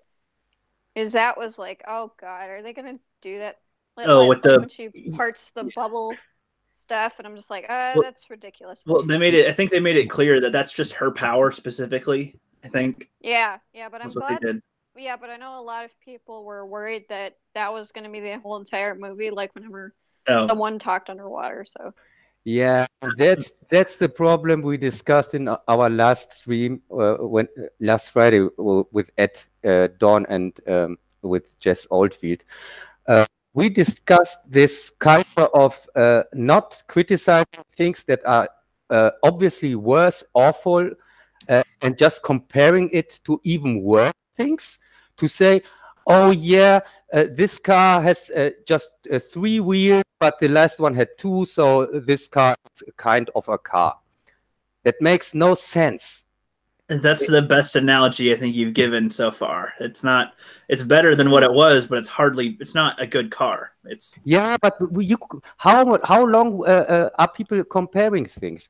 When did they start again to see if something is shit and awful? It's shit and awful. And even if it had some shiny effects, even this Aquaman movie, I tell you, if they told me this was the cheapest one from the DC crap, I would say, yeah, it looks really like the cheapest one. But now they say it was the most expensive one, and I say, yeah, okay, you can burn $1 or $200 million. For me, it's all crap. Well, I know your favorite part was the octopus drumming in the water, right? Yeah, it was the only interesting part. That's right. It's your favorite. I mean, it just, makes the lore make sense, right? It's just octopuses can do that now. What did you call me? This, I guess my an octopussy.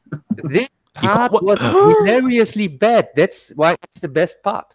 This part was so over the top, awful and bad. So it was good. It was again good. So I say this was the only entertaining part. Okay, so go ahead, Riot. Yeah. Well, my favorite part from the movie, I think it was in the trailers. It was when Aquaman and Mera, they were running away from Black Panther, and that entire sequence just had me on the edge of my seats. It kind of reminded me of those chase scenes in spy movies or something, only with lasers. I like that a lot. Yeah, I like it also a lot when I be remembered for old, much better movies in new movies. That's for me also the best part in a movie or trailer or whatever.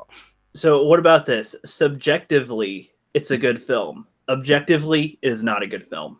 No, neither way. Whoa. Are you talking? Are you talking about the greatest film of 2018, Aquaman, the movie? Yes, that one. The film. The film. Yeah. Well, then, really yes. Great to survive that, yeah, without falling in a sleep coma. Yes. Hey, I know that film is really flawed and stuff, and I said it in my review even, but I really enjoyed that film, and I could easily see why it made so much money. Yeah, it made so much money because people were desperate. They were desperate for a decent movie compared to the shit we got before that. So we had a movie where they could say, oh, in our new movie, these things are not in our new movie. It's not dark. It's not from Zack Snyder. Yeah, so it's the not movie. I think that first of all, I would just like to say hello, Lone Wolf. Long time no chat, buddy. Oh, hi, Sith. Happy to chat with you again. My favorite Sith. Hi again. Right, Kitty. Hello again. Pleased to make your acquaintance. Happy to report that I am now out of the can, so my audio should be better than it was last time. Good boy. Yeah. I finished the job. So anyway, I will say this. Look, I actually disagree. I think that a lighter tone does not suit a DC film. I think it actually hinders a DC film, and the lighter tone only works in films like Aquaman or perhaps even Shazam because it fits well with the characters. But outside of that, I don't want a light tone Batman movie. We saw what that looked like in Justice League. It was horrible. Batman doing comedy. I wanted to jink out of my own skin and then jump back in just to walk out. But, you know what I'm you are saying? complete all over the place with the things you said now, because first of all, DC was formerly was the light one. It had these characters like Superman and so on, which were a kind of hope symbol. And Marvel has normally the more darker characters. This now is reversed because Marvel is not. Can I disagree? Sort of. Can I disagree? The Marvel comics are do have a lighter tone. That's not to say that the comics are like the MCU. They're actually a bit darker than the MCU. But DC is the story in the darker world, a world based more in mythology than the MCU is, and therefore it breeds darker stories. And ever since Batman became the most popular character, it's kind of spread through the entire universe. Yeah, a little bit of a darker tone. Even the Superman comics is an unusual one from back then. Batman was a kind of a dark thing back then. Okay, but the most of the rest were light and bright and shiny. The other from the Justice League, they were not grimy, dark creatures. And the Marvel things normally are a little bit darker, but they reversed that in the movie. So, and maybe also in the new comics, I don't know because I don't read this script anymore. But back then, that was the tone.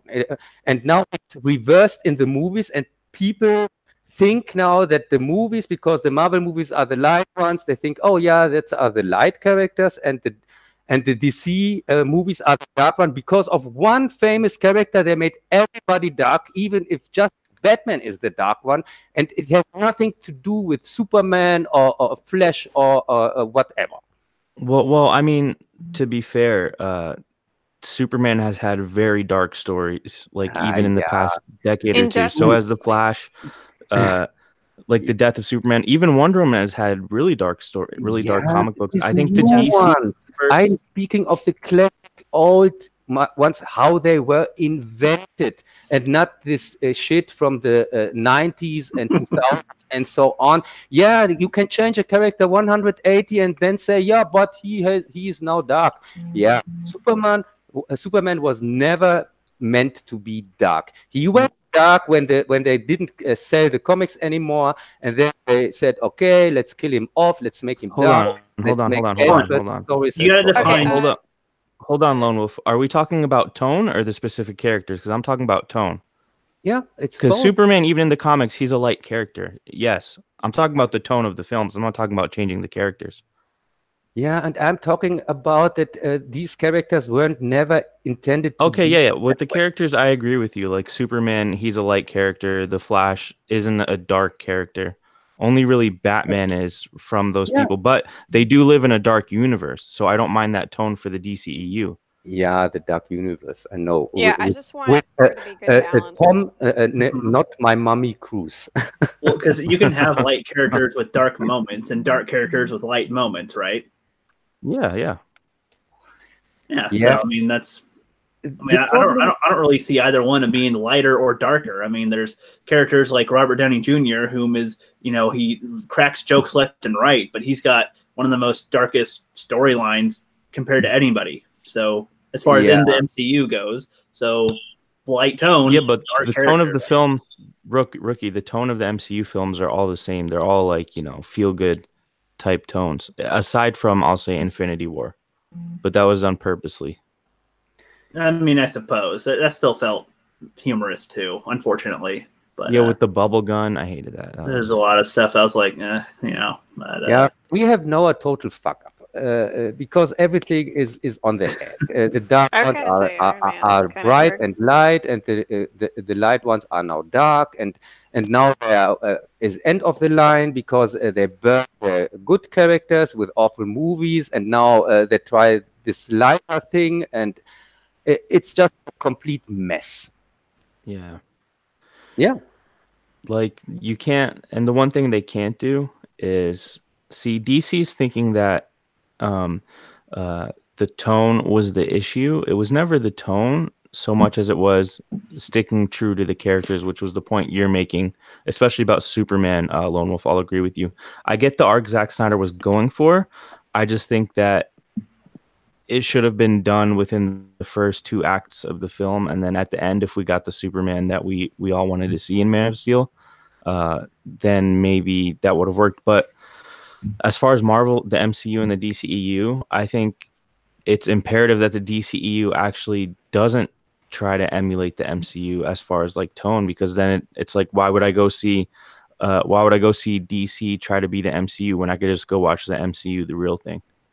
Yeah, doesn't it bother anyone that characters now like X-Men and so on, and even Deadpool are Disney characters?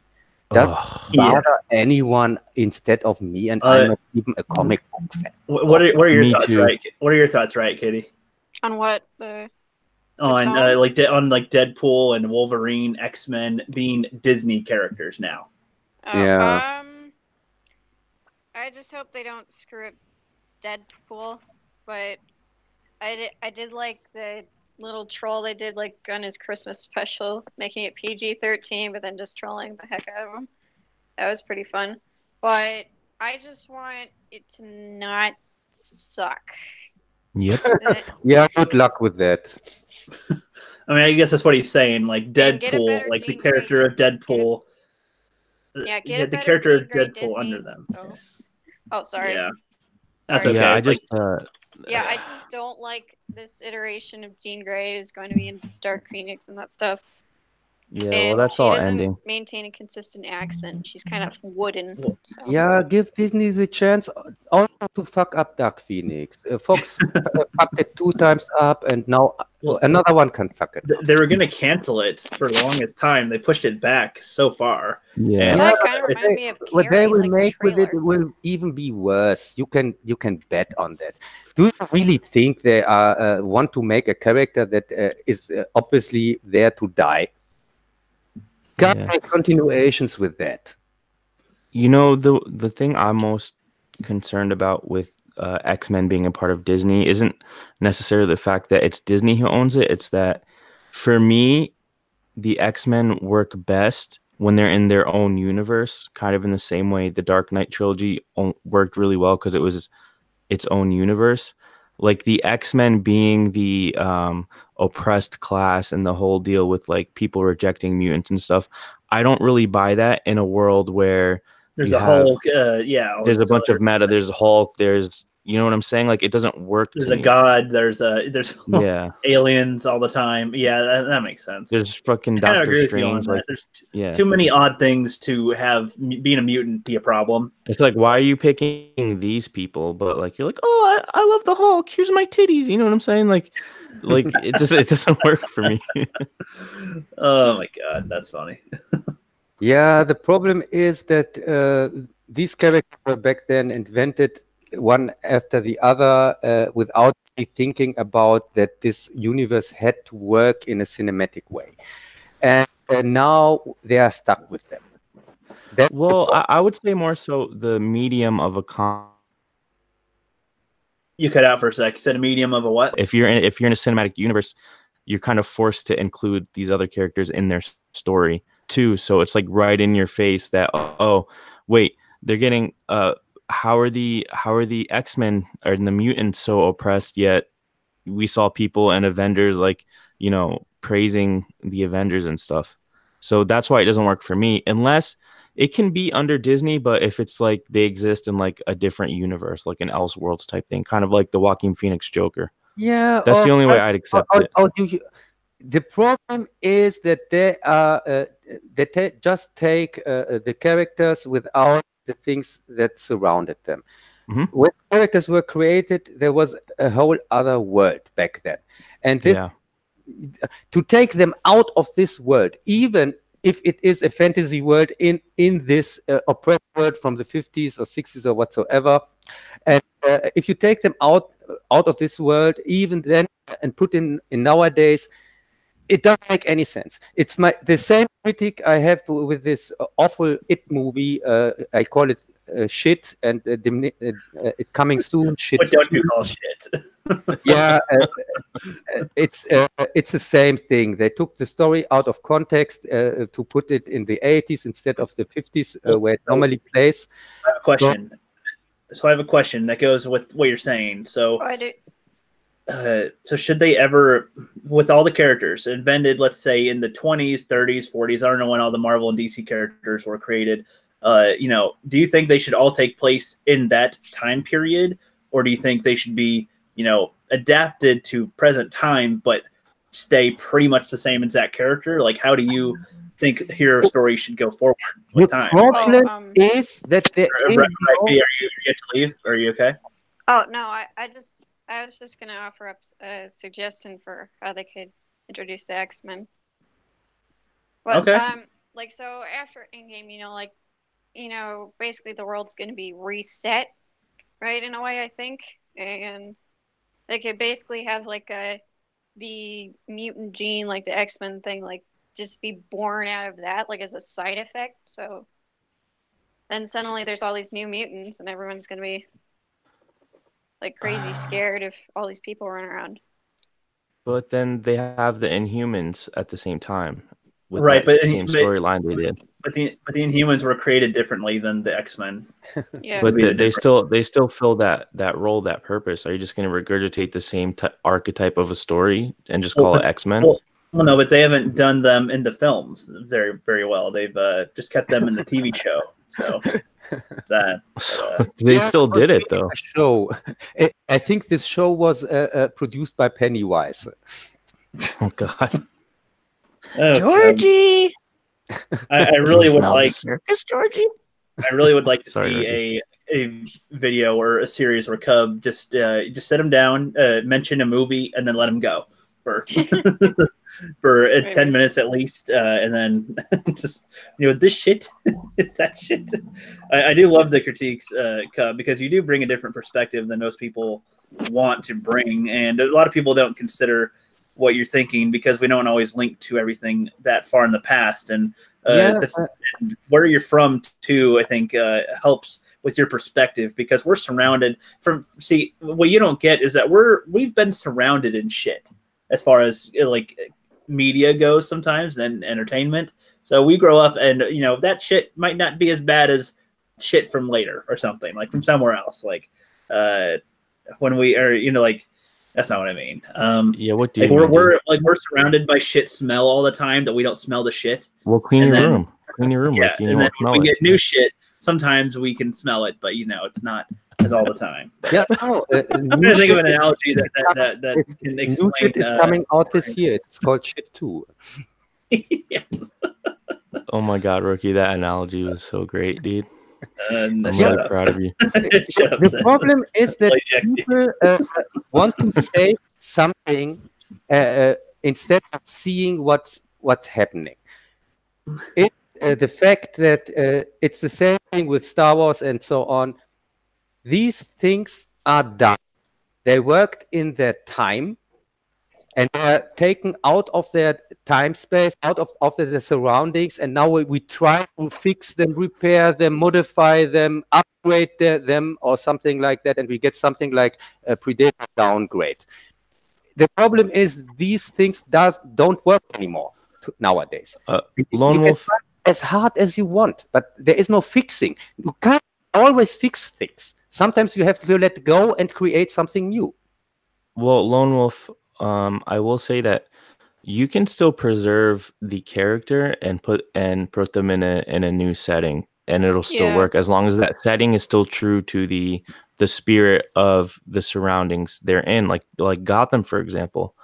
Gotham is the same Gotham as always. It's just now it's just modernized, and the gadgets Batman uses are more modernized and technological. So I actually don't agree that the stories have to stay exactly the way they used to be. Otherwise, it's only going to connect with original comic book readers who are like old as hell now, and they don't go to the movies. So I think you need to, for the characters to continue as they have for so long. I don't think Batman lasts 70 years if he doesn't change with the times. And by change, I mean the stories and the characters are in the same spirit, but the world and the issues he contends with are more like the world we're in right now. Yeah, as I said, for me, I'm waiting for a decent comic book movie.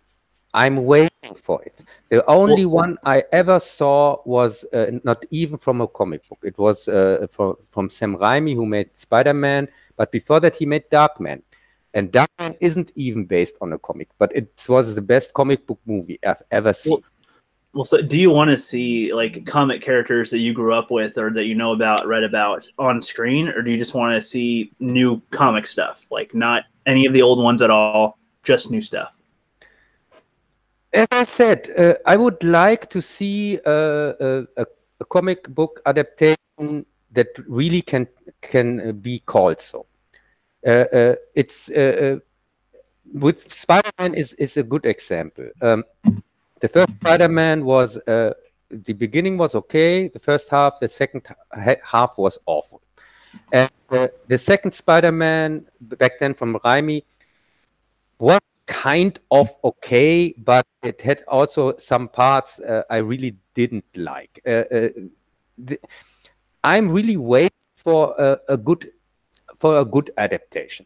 And they were on the right way, but with the third one, I think Raimi could have made it. But he got from the producer this awful shit put crap in, and so they destroyed that.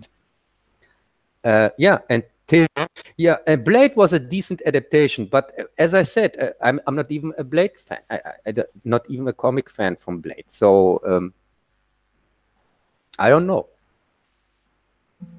Well, because it just seems like they shouldn't make any superhero movies then if they're based on anything.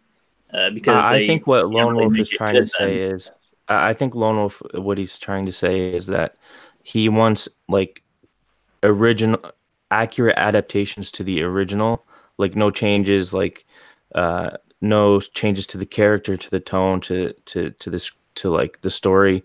But to counter that, I'd say, let's say you're a big fan of like a certain storyline in the comics. If you go see that in the movie, it's going to be fun for the first 30 minutes, but then you're just going to be waiting for things to happen that you already know will happen. At least from my perspective, I don't mind when they change things around, as long as they're accurate to the character at the core. Yeah, but you have two different kind of audience. You have the guys who know the comics, but you have also most of the guys who don't know the comics at all. When I saw Blade in the cinema, I didn't even know that it is a comic book adaptation. I thought it was a cool movie, and years later, I discovered, oh, that's a comic book? Really funny. I just thought it is a vampire movie back then when I saw it. Right, which, makes sense, but also with and I'm trying to figure out a way that it could work because it is hard. So I'm also trying to balance Sith and Cub here, trying to see both views and come up with a solution, which is hard because I get what you're saying, Cub. Like, you don't want the integrity of the character to be sacrificed, but if they're going to be told in a new story, but everything's the same, how will it be different? Wait, what? Well, because if you're going to like to make if you're making a story based off of an old story, how can you make you're it adapting different? Like yeah. I mean, like a new direct story with an old character. How can you keep it the same but make it different? Exactly, because in a way, I could give 3 examples to Spider-Man films. They did the same character but made them different, but different things happened.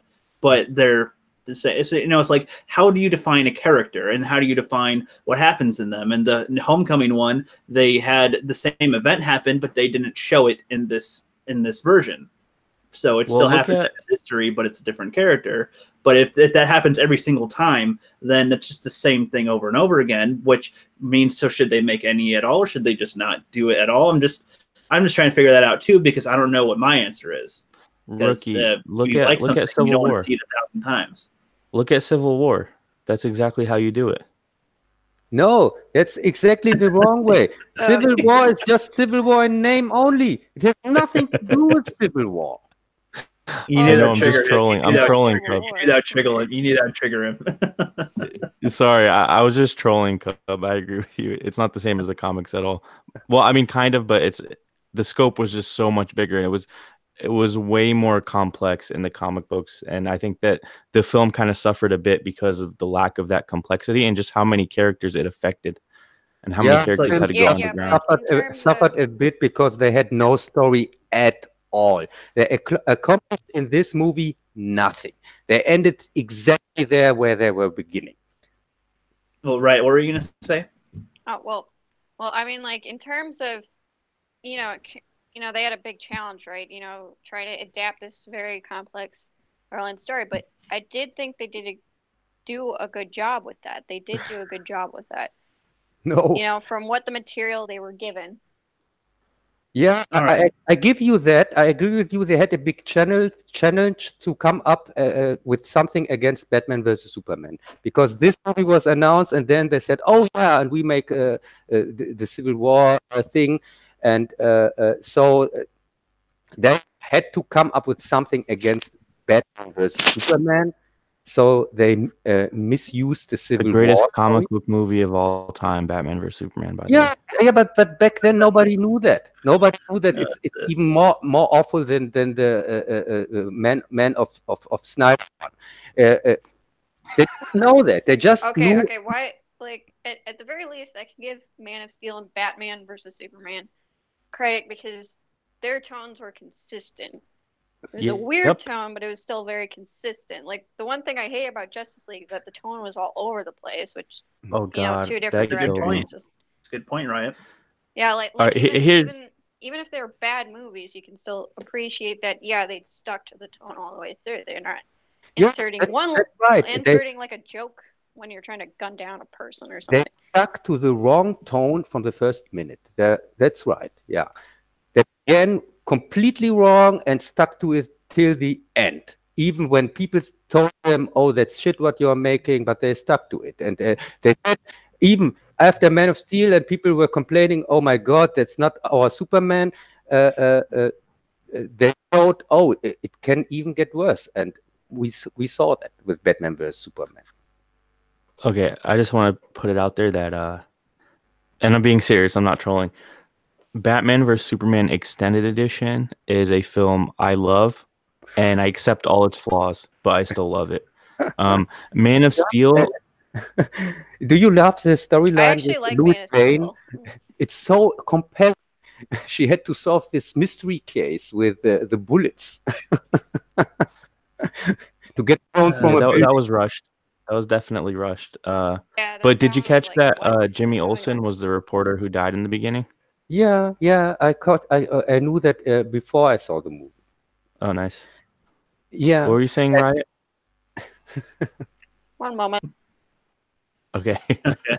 Well, so I don't know. So I was trying to bring up this though. So like I was watching the Rants video yesterday about he did with the Power Rangers and the Saban and Hasbro thing, and he's talking, he was saying that like with the new one that they did, they were doing Tommy Oliver. They teased it with the chair and the thing, and pointed out that we want that again, but I kind of disagree because like I like the Jason David Frank Tommy Oliver from the original show. I liked that. I like what they did. I don't want to see that repeated with somebody else. I don't want to see the same thing. I want to see something different. I know the story. I like the story as it was, and I like the character, like the actor. I liked it, but I would only want to see more of that or something completely different, because if I just see the same thing play out again with a different guy that I don't really like as much or something, I'll kind of not like it too. It will be a bad taste in my mouth. And so if they do the same character but in a different way, maybe they could still make it good. Maybe they can't. I don't know. But Just tell a good story. I wouldn't say because they didn't, do it like how it was that it's bad. I'm back. I had to let my dog out. He was getting angsty. I got you. I like your dog. It's cute. Thank you. Yeah, well, who lets the dog I know that I might get some people mad, but I actually like Man of Steel. Me too, Riot. Pound it. Yeah, I mean, like, I've always thought that Superman was a little bit more interesting with, like, just a little bit of edge to him, like a little bit of darkness. Yeah, that's why I like Injustice so much. But like Batman versus Superman, I think they overblew that at proportions. And Man of Steel, I thought that was perfect with his darkness. Yeah. You know what would have been interesting if Lex Luthor in Doomsday was a brilliant idea. Yeah. But though I will agree that Jonathan Kent's death was kind of stupid. That was stupid. Yeah, there were both Robin Hood deaths in the Superman and these Man of Steel Superman movies. The one had the old Robin Hood, the Kevin Costner, and the other one had the new Robin Hood, this gladiator guy. I hate him, so I forgot his name. Wait, Russell Crowe? Yeah, this wannabe. Yeah, you hate him? Yeah, both Robin Hoods. They won. Kevin Costner was Robin Hood in the 90s, and oh yeah, that's right. And, I don't think they can ever get it right, except for and Gladiator was Robin Hood with this awful Ridley Scott one, and nobody saw, and it bombed horribly. I hope so. Yeah. Did you like Robin Hood Men in Tights? I don't know because I didn't see it till now. I didn't see that one. It's hilarious. It's hilarious. You guys never saw that by Mel Brooks? I've seen some of it, but I love Mel Brooks and some of his parodies, but that one didn't really make me laugh. You I saw the anthropomorphic Robin Hood? You know what would have been really cool is if after the next snap in Man of Steel, Superman goes mad, and then that's how you go into BVS with a mad, crazy Superman. Then Batman comes in, and he has to stop him, and like, I don't know, you just pull him back to sanity. Yeah, and then, the problem with the mad, crazy Superman, everybody wants to see every time. Most of the younger people want to see a mad Superman, a crazy thing. But the problem is, Superman has to be this this kind of nice guy so that the other ones can shine next to him. He has to be a solid guy so the other characters work kind of. If he is the craziest one, like Joker or something like that, then you don't have a contrast. Then everybody, Superman is dark and Batman is even also more dark, and then we get a dark Flash and so on. That makes no sense. Yeah. Well, I think Wonder Woman balanced both of them out in Batman versus Superman at least. If they find a real actor for Wonder Woman, I'm all in. But with this non-actress, no, thanks. I think she's a good actress. I think she's good. Oh, tell me one movie she was in, and you tell me she was good in that. Just she was good in all of them. Yeah, she was good in Fast and Furious. I think nobody even can tell in which part she was. She was. You know what? Maybe I was just staring at her and not listening to her actress again. What actor was in what Fast and Furious? That series been going on forever. Well, in summer, all I know is summer and other ones. Do you remember the Fast and Furious part where where like a wrestler was in it? Like I think it was Ronda Ramsey. Correct? I think that was. Ronda Rousey or something. She was 7, 5 and 6, I think. Gal Gadot deserves an Oscar. Yeah, of course. For best looks. Oh, yeah. I mean, for that. Yeah, and her acting career was a model career. She got the job because she was for that she was a model or something like that. And I'm sure she was never in an acting school ever. Yeah. Pretty sure. Well, you know, I'm going to defend Zack Snyder here. I'm going to defend Zack Snyder for a second because I get that Superman needs to be that beacon of hope, that Boy Scout from Kansas, you know, that character, and he works and he kind of glues the universe together in that sense because of the great point you made, Lone Wolf. However, I think Zack Snyder was very boldly, and I think that he didn't go at it the right way, was trying to answer the question of why is he that Boy Scout and so altruistic, even with all this great power? How did he get to that point? That's what he was trying to answer. As Ruin Johnson, he subverted all expectations and made. No, that's different. That's different. That's with Ruin Johnson. He wasn't trying to answer why Luke was so optimistic. He was like, let's make Luke not that. That's what he did. And Zack Snyder said, "Oh, let's make Superman a dark whatsoever." I don't even know how to call this guy. No, I think he was trying to say, let's get him to the point where we find him in the comics, and he didn't go about it the right way. I agree with you, but I did enjoy Man of Steel. Yeah, maybe. For me, it's okay when people can enjoy trash for its trash value. I also look garbage. Most of the movies are garbage I'm watching. But I will tell you that we have here a different kind of fans of this character. Because the younger people know this new Superman comics, and for me, new Superman comics are the ones from the 90s and so on. That are the new ones. Oh. And so they see these Ellsworth stories and this darker take on the character and also death of Superman. But I will ask you something. If you let Batman and Superman fight against each other, and we don't have light against darkness, where is the tense in this fight? Well, hold on. If Wait, you have them what? fight against each other and there's no light against darkness? Yeah, Superman is this shiny guy, this light guy, and Batman is the dark guy. And so when they are from the character also like this. So when they fight against each other, that's interesting because you see a light and night and day or something like that. Right. Light and darkness. And if you have both these dark characters, then it's totally uninteresting. Well, they did have light and dark though in BVS.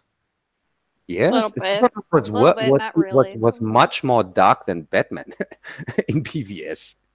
No, Batman was darker than Superman in BVS. Oh, both. Yeah, both I'm pretty were, sure he was. Yeah. Both were hypocrites there. They said they criticized the methods of the other guy. Obviously, they are using the same methods. So, Well, they were being manipulated by Luthor. Yeah, of course. But that's not as clear in the films what he's actually doing to in the manipulate extended edition. Yeah, I guess, but I mean, in the wide release theaters. Yeah, I know the extended edition, and the extended edition is just more of this awfulness. You have some subplots that go nowhere, and everything. I think this conversation about BVS is going nowhere by now. I'm not sure that any ground's being weighed here with it. Speaking of Superman, has anyone seen the Reign of Superman animated movie? No. No. Well, I thought it was good. You guys should check it out. Although I will say I don't like Luthor's voice. He sounds too weird. Yeah, agreed. Yeah, he sounds like an older Scott Pilgrim or something. That was him the whole movie. Like, stop, dude. Yep. Yeah, I don't know what they were thinking on that one, but you know what it was? I actually know the story behind this. He was originally cast as the Riddler, so that's the role he was preparing for. And then I think last minute they had him play Luthor. Yeah. And it's the only theory that I'm being serious. Yeah. Oh, Jesus. Oh, God. It's Tommy Lee Jones all over again. Yeah. Yep. You clearly see that. Because how dope was that scene? How dope was the scene though, where Batman goes to scare him in prison at the end? Oh, that was beautiful. Yeah, I love that. That was good. That was good setup. And then that's where his crazy personality worked, because where he was like, "They're coming!" Ding, ding, ding, ding, ding, ding. I thought it was kind of silly. They're coming. Oh my god! See, that was that to me was total Joker. Like, what? He was making. Yeah, that's what I'm saying. That's where that personality would fit. Yes, I agree. You see, I do admit, I seen the Justice League cartoon. I would have liked that type of Lex Luthor in the film, just like the deep voice, like he's always ahead completely. But when he does lose his edge a little, he loses some footing. He does get kind of pissed and not really think what he's doing, and that's why he gets defeated half the time. So I think that's a pretty cool version. That would have been good to see on screen. I want to see transgender Luthor. Yeah, I know. Alexa Luthor. Alexa Luthor, exactly. Yeah, I think we just get to see Lex Luthor and Zod in every Superman movie. It seems they have just these two enemies. How good was Zod in Man of Steel, though? Lex Luthor, watch Young Justice. Mm-hmm. Oh yeah, he's in that one too, huh? Yeah, season 3 is going on right now. Yeah. Is that on Netflix yet, or is that just on the DC service? Netflix, but then it's going to be released to the DC streaming service everywhere else once it launches. I have to get that. Speaking of watch Titan. Speaking of the services, are you guys going to get the Disney streaming service? No. I've got all the Disney movies I like on DVD already, so no. I'm going to have to, because I have a Star Wars channel and they're putting Star Wars content on there. So That's a good point. What about you, Cub? I wonder what your answer is going to be, and I'm pretty sure it doesn't start with a Y. Yeah, I rather would burn money than send them 1 penny. Wow. Disney don't get anything from me ever. And even when I die, I put in my testament that they have to burn my money or burn everything I have just that Disney doesn't get it. And I'm not the first one who did this. They'd probably readapt it differently than you would want. No, J.R.R. Tolkien did the same thing. He left in his testament that he don't want ever that Disney gets his property. He said that? Yeah. It's no joke. What a G. Yeah, and that's the reason. Yeah, that's the reason why Peter Jackson was able to make the movies, because everybody had a chance thanks to that. Because sooner or later Disney would have make a Lord of the Rings. That's clear. But Tolkien put it even as his last will that he never. And he was he had more luck than this one the woman that made Mary Poppins.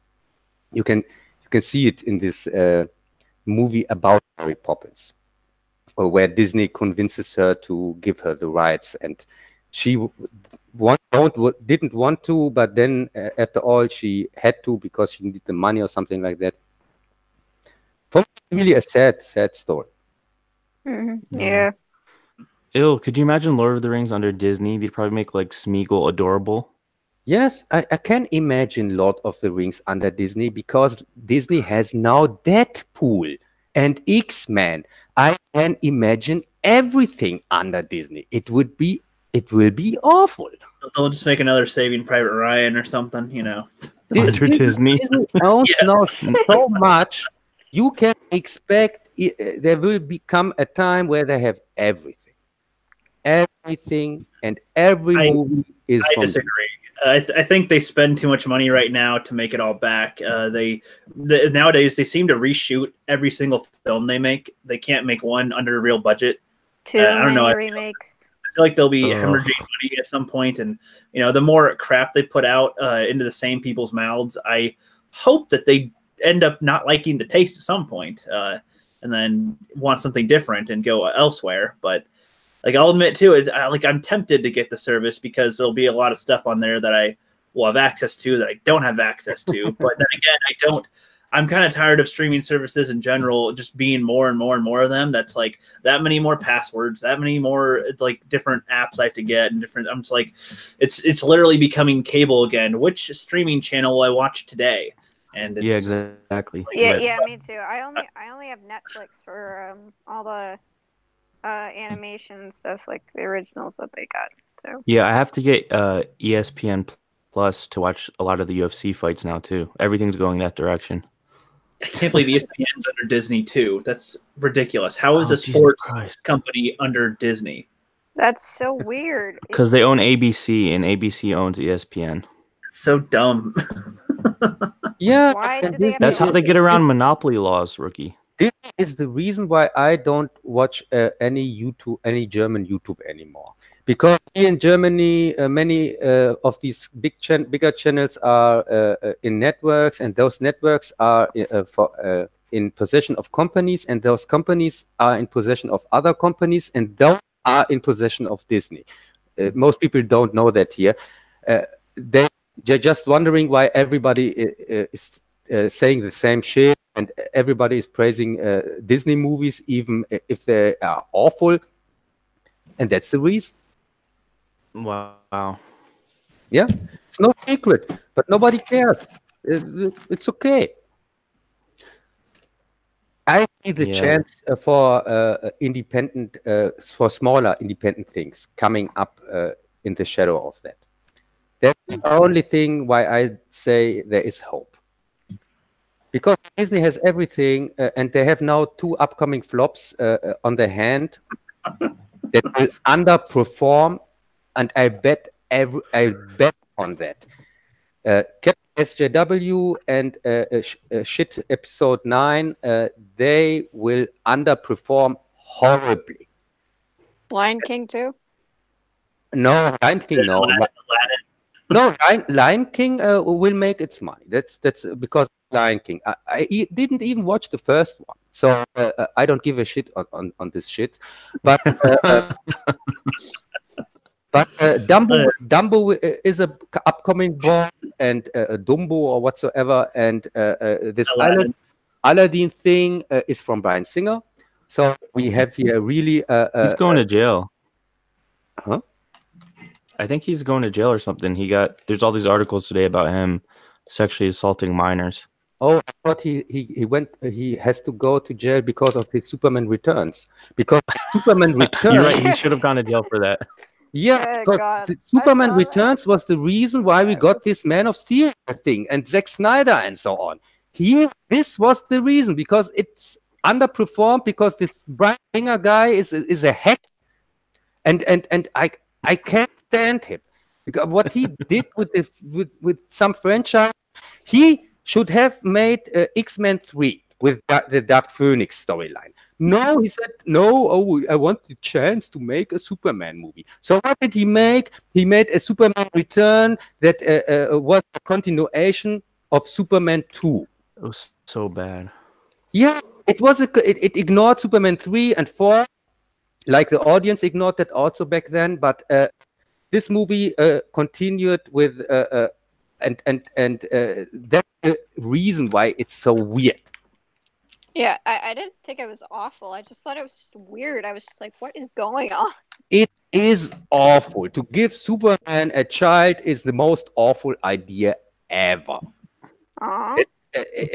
You can how to destroy a character. You can take lessons from Bryan Singer. You can take lessons from Zack Snyder. You can take lessons from Ruin Johnson. They're all experts on that. Well, okay, so I will say this. I'm going to defend Snyder just a little bit. So do it. All right, so okay, I'm just going to use Young Justice and Man of Steel. So Superboy in Young Justice, he's very different to how he is in the comics, right? He's more dark than his comic book counterpart and all the other times he's appeared and stuff. So, but in comparison to Superman from Man of Steel, the Young Justice Superboy is beloved. Like, he's one of the fans' favorite characters.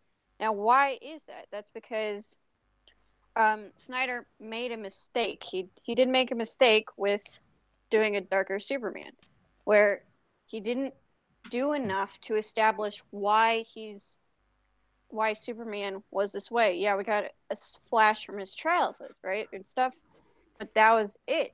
In Young Justice, they spent like entire 3 episodes on Superboy and why he's this way, why is this angry.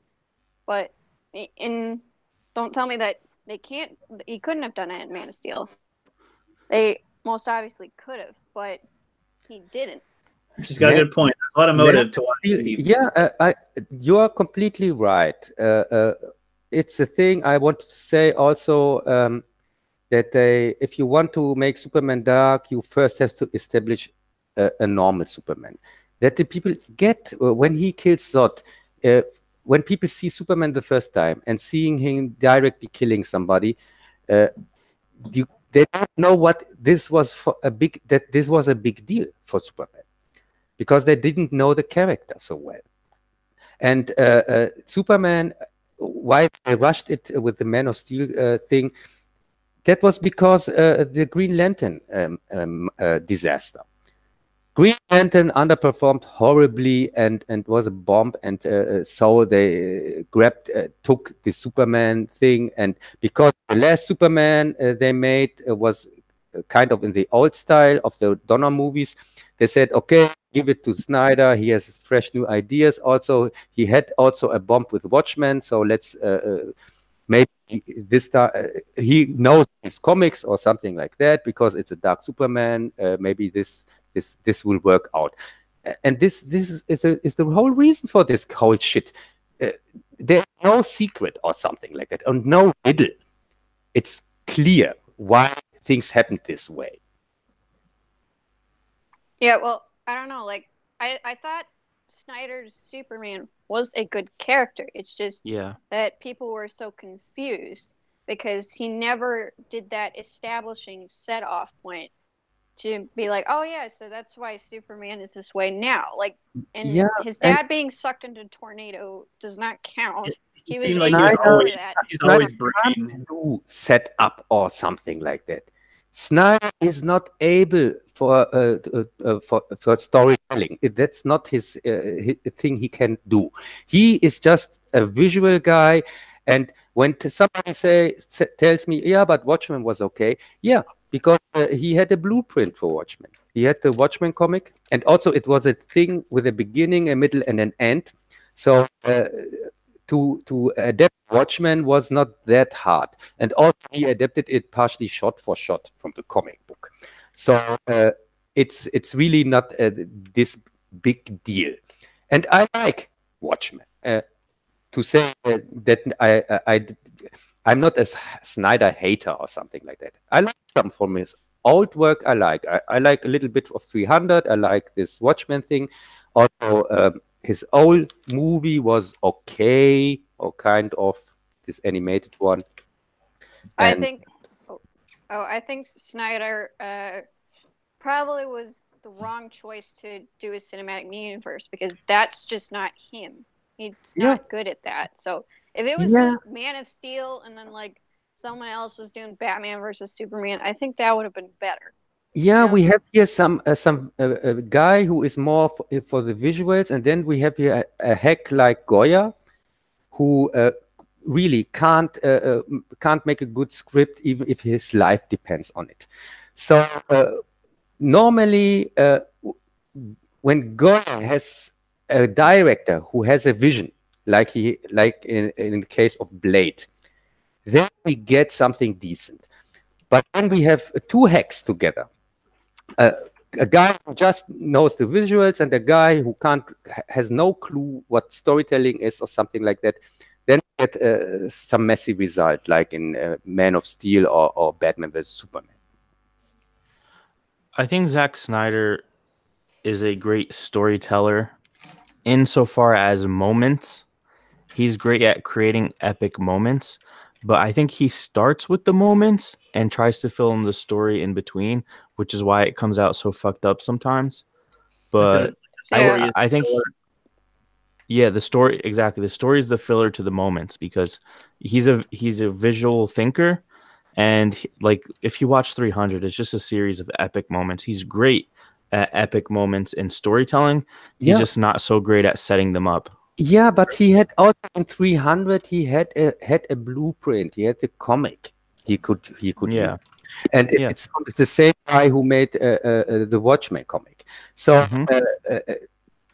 these are things. It's like Michael Bay. He has some. He can put some action scenes together, and they look really awesome. But with storytelling and so on, he's awful. And for me, Zack Snyder is the same case. It's these guys shouldn't be allowed to direct because they maybe have a vision when a vision means pretty pictures or something like that. But they don't. But the vision has to come from the story. The story has to be the vision. I think they should be able to help like a real director out, but not be the one causing everything. Yes, like it's also with this young Bond guy. He was a cinematographer before he went into directing, and these guys are really the shots they make are really great. They know their technique, but what they don't know is how to tell a coherent story, how to put something together what is greater than the parts of it. They think that the visuals are everything, but the visuals aren't everything. Even if it is a visual media, I will tell you something. I give you an example for a remake, reboot, whatsoever that I like. It's so that nobody can say, "Oh, this guy he hates everything remake, reboot, or something like that." No. I even prefer some remakes and reboots from the originals. And it's the work from Kurosawa, as example. Some of his movies are just reinterpretations or adaptations of Shakespeare stories that clearly didn't play in Japan. But his interpretations are so good that most people say, most people who know what they're talking about, know that they are the best interpretations of Shakespeare's work. So that's for the case that somebody says, I don't like reinterpretation or something like that. Okay, well put. Yeah. Well, you cleared that up. Skirt. All right, so we've been going for over 2 hours now, so let's start wrapping up. If you have any more, Rookie, I'm gone because in 9 minutes I have my premiere. Oh yeah, your premiere. We'll try to close that up so we can all go over to your premiere. So yeah, we're about to start closing up, guys. So you know, the Lone Wolf Cub has a premiere on his channel for a video coming up in a little bit. So you know, I'll start flooding over there too. I gotta and start trying that. So I'm gone, and ciao, Sith and anime girl. Animal girl. Yeah, that's right, kid. Name is. Bye, animal girl. No, I don't want to be rude. I had to know guys before I can remember their name. It's with this same thing. I'm his kryptonite, so I know him. Yep. Okay. Well, so yeah, she's right, Kitty. Kitty. Yep, okay. I'm right, Kitty. And the girl in my thumbnail, her name is Neo. Yeah. All right. Perfect. In case anyone was wondering. Yeah. But somebody said, did you draw that, or did you take that from something else? I took that from something else. No. Okay. I didn't draw I was about to say that'd be a really impressive drawing if you did that and colored it. That'd be really cool. Nope. As promo art. So. Oh, by the way, Lone Wolf, thanks for always checking out my videos and leaving a comment. Yeah. As I said, when channel is interesting, I watch the whole content. That's the only reason why I sub channels. Hell yeah, man. Yep. Lone Wolf Cub will watch. If he likes your stuff, he will watch all your videos and leave a comment. He's very good at that. You'll probably see him in almost any comment section of like good YouTubers. So. I'm jealous. Like I just can't keep up. It's hard. It's hard. I want to watch everyone's stuff. Yeah, it's hard there. I tried doing that on Sunday. I took 6 hours to watch people's stuff, and there's still people I didn't get to watch. Yeah, I think you finally watched 2 of my videos for the first time in our friendship. So pretty much. Who watches the watchers? Ooh, people in the chat right now. Yep, exactly. But yeah, so then we got Hallmark Channel. Jeremy just joined us. We're closing up, buddy, but that's all good. He's like, hello there, all you hooligans. And Brett Newman said, hello. Glad you're back. Thank you. Yep, I plan on having a lot more live streams soon. I've got 3 guests planned. I've got Reel to Reel Productions, Nerd Wonder, and Bandit Incorporated scheduled for February. I'm going to have a lot more streams in between, too. I mean, just every now and then. I don't know how many streams I'll do a week or anything, but there'll be different formats for each one. So Rookie Corner Podcast will be a more formal with a special guest and have like an actual topic and conversation. Other ones will be having smaller YouTube channels on, getting to know their channels and whatnot. And then just regular ones where we hang out and chill. Like next week is my birthday where I'll be 25. And I don't know about everyone else on the panel, but we shall be drinking. So even if it's even if Sith will not drink alcohol, he's still welcome to try. And right, Kitty, you can pretend. I can drink Yoo-hoo. I'll get some Yoo-hoos. I'll do how I did as a teenager. I would put root beer in a wine glass and then just pour it around my hand. That's it. Okay. Root beer in a wine glass. Yeah, and I'm drunk all the time, so it makes no difference for me. But drink water, and then there'll be a change. No, just kidding. Yeah, in this moment I'm drinking. So which day is it? Yeah, Jedi Rider Gaming. Yeah, he's 25. He's old as hell. You're right. He's halfway. Yep. I'm an old man. Shut up, youngster. Which day is your birthday? Jedi Rider in the chat. On Tuesday. Tuesday. Okay. So I know. My birthday is a few months away. Okay. Perfect. My day is the same day as Ivan Ortega. The guy who's making The Last Jedi edit. It was funny because I asked him if he wouldn't mind being a guest on my stream, and he's like, "That's my birthday too." Like, that was funny. But all right. So if you guys want to plug anything or close out, go ahead. And why don't we start with you, right, Kitty? Or I mean, Lone Wolf Cub, Okay. since you got it, since Lone Wolf Cub has to dip out in a sec to go to his thing. I'm on my stream here, and thanks for the invite. And I'm gone now. Ciao. Yep. So after you guys watch this video, go check out Lone Wolf Cub. And go ahead, right, Katie? Okay, I need all your guys' help. I did reach 100 subs, so Hello? I put up a poll We hear you. in my Twitter. I put up a poll on my Twitter at RiotKitty1. The screen name is Neko Ghost. That apparently, because RiotKitty was apparently already taken, and I put up a poll. There's 4 options. I need you guys to help me decide my 100+ sub special. Go check it out and vote, please, because I am terrible at making up my mind. Yep. I'll help share that around for you so we can reach more people to help you out with that. So yeah, share it so I can. Share it, Rookie, so I can find her Twitter too. Okay. Yep. I will. I'll actually pull it up right now. Okay, here. Right. I'll post As long as you don't pull it out, if you know what I mean. Yeah, I'll keep it in. Don't worry. But yeah. Let's see. So Sith, well, since you're yapping, why don't you plug yourself? Ooh, I'm good at yapping and plugging myself at the same time. Anyway, so shut up and start talking. As many of you know, I have a YouTube channel where I cover Star Wars and sometimes DCEU. And I have a video that came out just the other day about Luke Skywalker and going over whether or not we were wrong about him in The Last Jedi. It's a very interesting video. I had a lot of fun making it. And I have a Skywalker video that is very popular relative to my channel. It has almost 1.5k views. So that one seems to be pretty good. So feel free to check that out. And yeah, I just hit 400 subs like the other day. So if you want to sub too, it's awesome. I can catch up to the Rookster here, who's at like 4,000 subs already or something like that. He's just going crazy. We're practically neck and neck now. I'm at 434. So if you can pass me within the next week or so, or by the end of the month, I think you'll pass me indefinitely. But if I start gaining traction, I don't know if you will, buddy. Rookie, you're going to put out one skit video and then hit 500 subs. I know. I'll just be on another live stream with a huge YouTuber. Okay. Yeah. Well, I got to go. My dog is hungry. So. All right. Yep. Feed that dog right, Katie. I'll see you in a week or two on another stream. Yeah. Bye, Animal Girl. Yeah.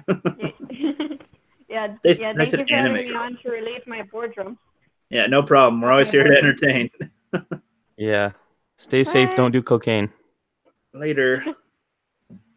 All right. So, Sith, it's been a long time since it's been just you and me. Oh my God. Is it just you and me? Yeah. It's been a long time. God. Sith and I have been guests on so many live streams together. We see each other all the time, but we hardly ever get to like just one-on-one. Dude, the last time we were one-on-one like this live, it was on Geeks and Gamers. On Geeks and Gamers, pretty much. Yeah. Well, and that was when he'd go take a piss break, basically. Yeah, or when he was saving his voice, and me and you were basically just streaming on his channel, which was nuts, by the way. I know, that was still fun. So fun. This whole time I haven't been able to like brag about that, like on my own stream or nothing. So it was. I did that a little bit at the beginning of this one though, but it was freaking awesome. And honestly, after doing that, there's no pressure after that. It's like, there's like, it's all like, the same. With bullshitters, I was like, hey, what's up, dude? Yeah, okay, sure. I'm just talking like exactly. Doesn't matter at all. It's just completely normal. Yeah, when I was streaming with John Talks and Odin and Abu Naz, it was just like, normal stream, and we had a great time. Yeah, exactly. I was responding to the chat real quick. No Way Neophobic was saying that I need mods that share links. I do in No Way, but none of them are watching the stream right now. Jedi Rider's a mod. Well, I know, but he's saying like mods that like share links all the time, like Caitlin and Stephanie B and Laura. Well, only mod people who do that. The main ones. I know. And Cub was a mod too, but he's never going to share any links. He says he doesn't want to. You know what? I'm gonna drop a link to my channel in the chat if you don't mind. Okay. As you know, I only have 40 subscribers, so yeah, pretty much. I gotta do what I can to hit 41. Yep, but also when I start doing my like scheduled formal live streams, I'll be having my own tabs open as well to drop people links if I don't have the moderators in the chat with us, so that it can work out a little better. But well, in the future, if you just plan out a stream, you can just put the links in the description and tell people to click it. Well, I mean, I'll do that. Folks in the chat. I'll do that anyway. No, but I mean, people like it. Yeah. People like to have the link in the chat. They go, "Oh, my eyes," and then click on the thing. So. Yeah. All right, chat. I'm dropping a link to my Skywalker video, my Luke Skywalker video in the chat. Check it out. Sub if you want. Yeah. Was that the one where you're saying that Luke, that the Skywalkers are kind of necessary in Star Wars? No, that was my ending the Skywalkers is a mistake video. That's my most popular one. But this one is a new one I just put out. Basically going over like, were we wrong about Luke in The Last Jedi because of that blog post that was going around that was saying like, oh, I hated The Last Jedi and Luke, but then I was reformed. I changed my mind. Oh, so I don't think I saw that video of yours yet then. Well, then what are we doing here, bro? I guess I'll what are we doing here? I like how now, right, Kitty and Lone Wolf Cover dropping links. Oh, shit. I love that. Thanks, guys. We appreciate it. No Way Neophobic and Open-Minded Movie Man in the chat. I want to have you guys on a live stream next week if you can. I had another guy lined up, but he canceled because they haven't live streamed yet, and he has a channel with another guy, and their schedule isn't as good together, and they want to be on one together. So we're gonna push that off with them for a little bit, and it's gonna be, I call it the Noob Stream is what I'm going to call the series or something. Do you think I should have a different name or something? Yeah, I think the amateurs or amateur hour. I mean, I don't want to make it. It's like small channels to promote small channels. Dude, like I got it. Ready? Are you ready? Yeah. Are you ready for this? Yeah. The Rookie Showcase. That's not bad. Yeah, you like that shit? That's $5 right there. Like that.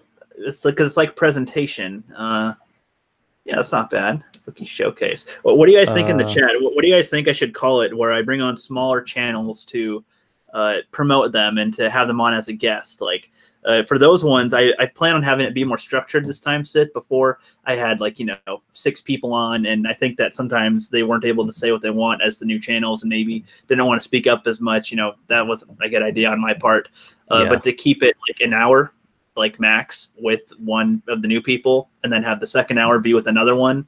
And if the first one wants to stick around, they can. But so it's like so it's like a talk show with like multiple guests. It kind of like I want to have like my one of the main guys that have been on here quite a bit on with me as pretty much as a co-host, but no one being the official one because I don't know when you guys are available, and then have the main new guest talk with them for a little while, and if we're kind of running dry on something to say, we can bring the new person in, and then if that other one wants to stay, they can. If not, they can leave and have some stuff, and then maybe toward the last half hour invite 1 or 2 people in or something just to chill the rest of it, but keep it under 2 hours total. Does that sound like we should bring people on and then just shit on their channel and roast them and just start roasting them?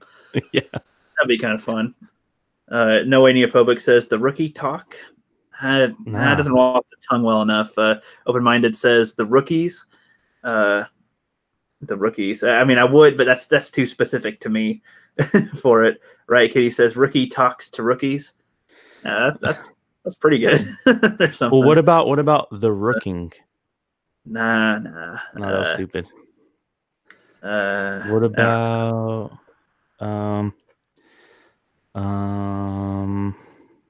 the Rookies Galore?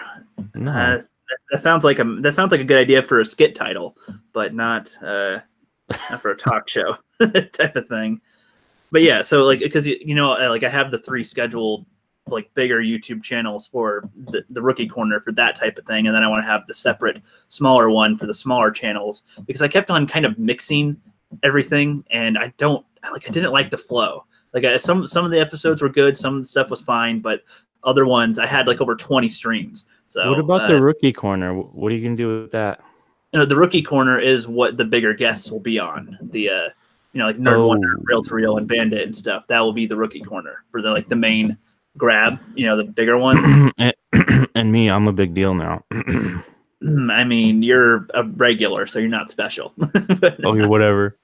My mom says I'm special. Mom says you're special. I got you. And yeah, Ethan. Yeah, exactly. You'll be my math teacher on at some point too. Jedi. All you guys pretty much in the chat right now. Since I've had you guys. I've had some of you on, but it was just it was with a big group and not enough to get enough one-on-one time. So, or with the things to learn about your channel and talk about what we want to talk about. Right, Kitty says the rookieception. That kind of sounds like my Jeff Apocalypse skit or something that I was going to make a long time ago. I'm excited for our skits, by the way. Skits that we're doing. Sith Kryptonian's going to help me out with some skit ideas and whatnot. I won't be taking part though. I told them about the Knights of Gillette as an idea for enemies, like more soy boy. Pretty sure soy based than SJWs. Hey rookie. Yeah. For sure, don't take my idea and say that you told me about it when I told you Knights of Gillette. Yeah, you did. I'm suing. I said we agreed. Yes. No, you said I told Sith. Oh, if only. If only. I don't care. I'm just kidding. Listen, the rookie graduates. No. What about? I think we're good on the names. I kind of the rookie showcase sounds all right. Something along the lines of showcase. Something along there of presentation. To show new people, like new channels. Like you're gonna click on this channel and you're gonna be able to see some smaller new channels that have good content that are rising. Like what? I don't know. The Noobtacular Hour. I don't know. Rookies Raw Talent. No, that's an over 18 show. Rookies Raw Raging Ram Bastion. I don't know. The Rookie says the Rookies Raw Talent, says Brett Newman, and Open Minded Movie Man says the Rookie Hangout. I'm getting there. Newbie Smackdown, says Right Kitty. That's not bad. The Rookie. Does the rise of the word like No Way Neophobic has an okay one. The rise of the new tubes. No, that's disgustingly horrible.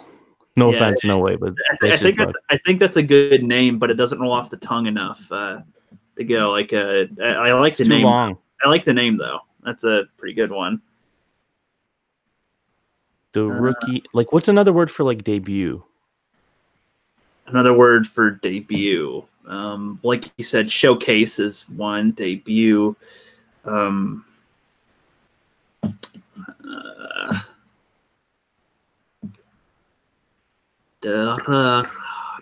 don't know.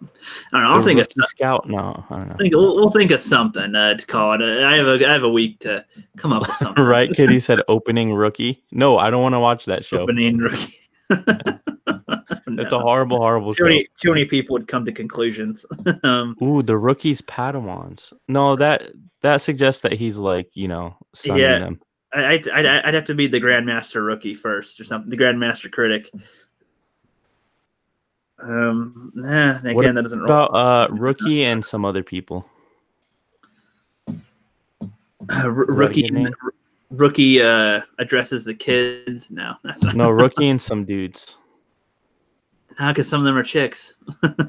No, that doesn't matter. We just say dudes, dude. Patriarchy. Yeah. I don't know. I'll think of something. For now, the Rookie Showcase. Ooh, the Rookie Roundup? No. Right, he says, "Oh God, I just realized what I typed."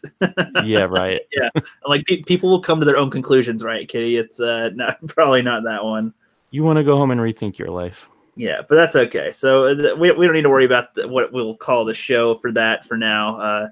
But yeah, they'll just be different. But with the skits, though, I do plan on having an even more epicer thing than my Rookies Test 3, and I'm going to have a slow build to it. I'm going to have some skits here and there, and then a big one. Yeah, and he's going to call it the rookie's quest, just like I told him to. Yeah, pretty much. It's the natural name. I'm saying. Yep. A rookie's test followed by a rookie's quest. Dude, we got to do some more streams, just two of us sometimes. I know. This is rolling very well, and unfortunately, I got to go in a sec. I got to go grocery shopping. Ugh. But ew, vegetables. Yeah, exactly. I got to try to eat healthy. I'm gonna get a pizza probably. So. Oh, here's a good name: the rookie's cookies. Rookie's cookies. That isn't bad. That sounds pretty good. The rookie and the cookies. The rookie's cookies. It's not bad. People won't know what it means when they click on it, though. When they see it, the rookie's cookies. What the hell? But that does roll off the tongue. It rolls off the tongue. Very nice. I like that. Cookies with rookie. Like just call all your guests cookies, and they're like, "What the fuck?" Now it's just a cooking channel. I'm just food now. Subway rookie. That would be Jeffro, the character that I have in my season 1 that works at Subway. And I already have the Subway rookie, basically. On National Sandwich Day, he gets force powers, basically. Talking with the rookies. That's a little bit too long, though. Rookie, cookie jam. See, cookies are going to be associated with my name from now on. That's all. Just funny because I don't even eat cookies. God damn. Just funny. The rookie ate my cookie this summer. My little green friend. You'll pay the price for your lack of vision. For your lack of vision. I know. I love the way he talked in the prequels. People can't deny that. Yeah, it's so great. But yeah, so any last things you want to mention or plug or bring up or anything? Yeah, I'll plug something. Bend over. Cute, but channel based that don't involve buttholes.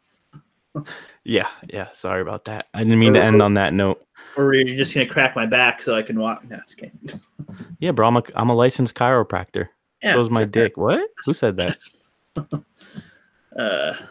Yeah. I think that only works when there's audience in the panel. Just kidding. Dude, you know what I'm gonna do? Because sometimes I do solo streams now, and by the fact that I do it now. I did it one time while I was eating Cocoa Puffs, and it went pretty well. So maybe when I'm doing one of those, I'll just bring you on. I listened to that stream, by the way, actually, because I had to work in the morning, and there wasn't that many videos that were uploaded the night before from people, and I kind of want one I can just have on and not need to like change the video. So I was like, oh, needed one, cool. So what did you think of it?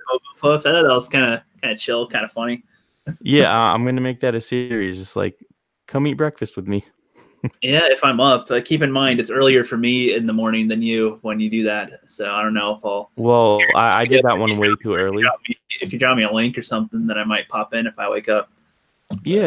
If I just happen to be doing one, I'll drop you a link. But the time I did the first one was way too early because I was still up from the night before. It would usually be like a couple hours later than that.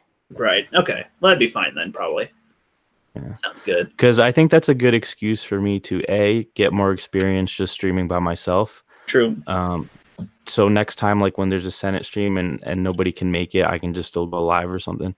And it's actually fun. It's fun just like talking and just like reacting to the chat because we don't really get to react to the chat as much as we should when we have a bunch of people on. So that's a good point. It's one thing I want to improve on when I'm doing the formal live streams with the Rookie Corner podcast. I want to really try to break up. Okay, topic's done. Let's address the chat. We can do anything else with the topic there, and then continue, and then still address the chat. Try to make it try to keep it involved because I know too when people ignore the chat completely, it's kind of like, why am I commenting if there's no, nobody's going to address it. So I get that. Yeah.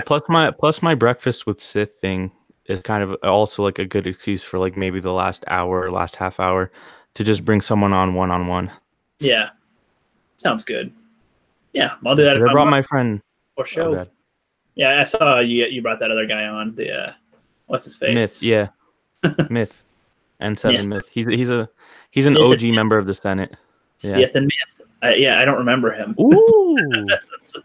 I didn't think of that. Myth and Sith, like shake and bake. Yep. Dude, hell yeah. Go stop streaming and go buy your vegetables already, dude. All right, I will, bitch. But yeah. All right. This will be fun. Fucking asshole. Thank you, everybody in the chat, for stopping by. I will be back. I don't know if I'll stream between now and my birthday, but I might this weekend if I feel like it. And if so, I'll put out a notification, of course, and I'll have a topic with this. And I might keep it kind of low with just like 2 or 3 people, not a huge room, and actually bounce off each other, because every chat we've been in has been filled, right?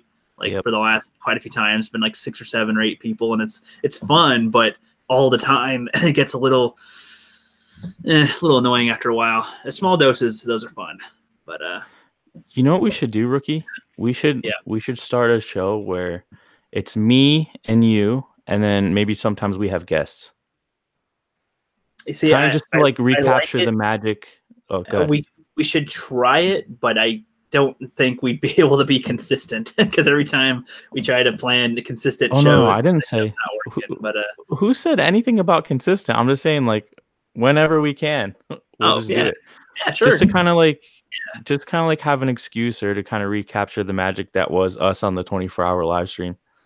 I like that. That's a good point, and I think Jeremy would like that too, because we did that. And I wanted to have the whole collective together, the main founding fathers anyway, on this weekend. But I bet that Angus has to work, and I don't know if Wolf would be able to get away from his wife and all that. So who knows? Yeah, well, just let me know, and if I'm free, I'm down.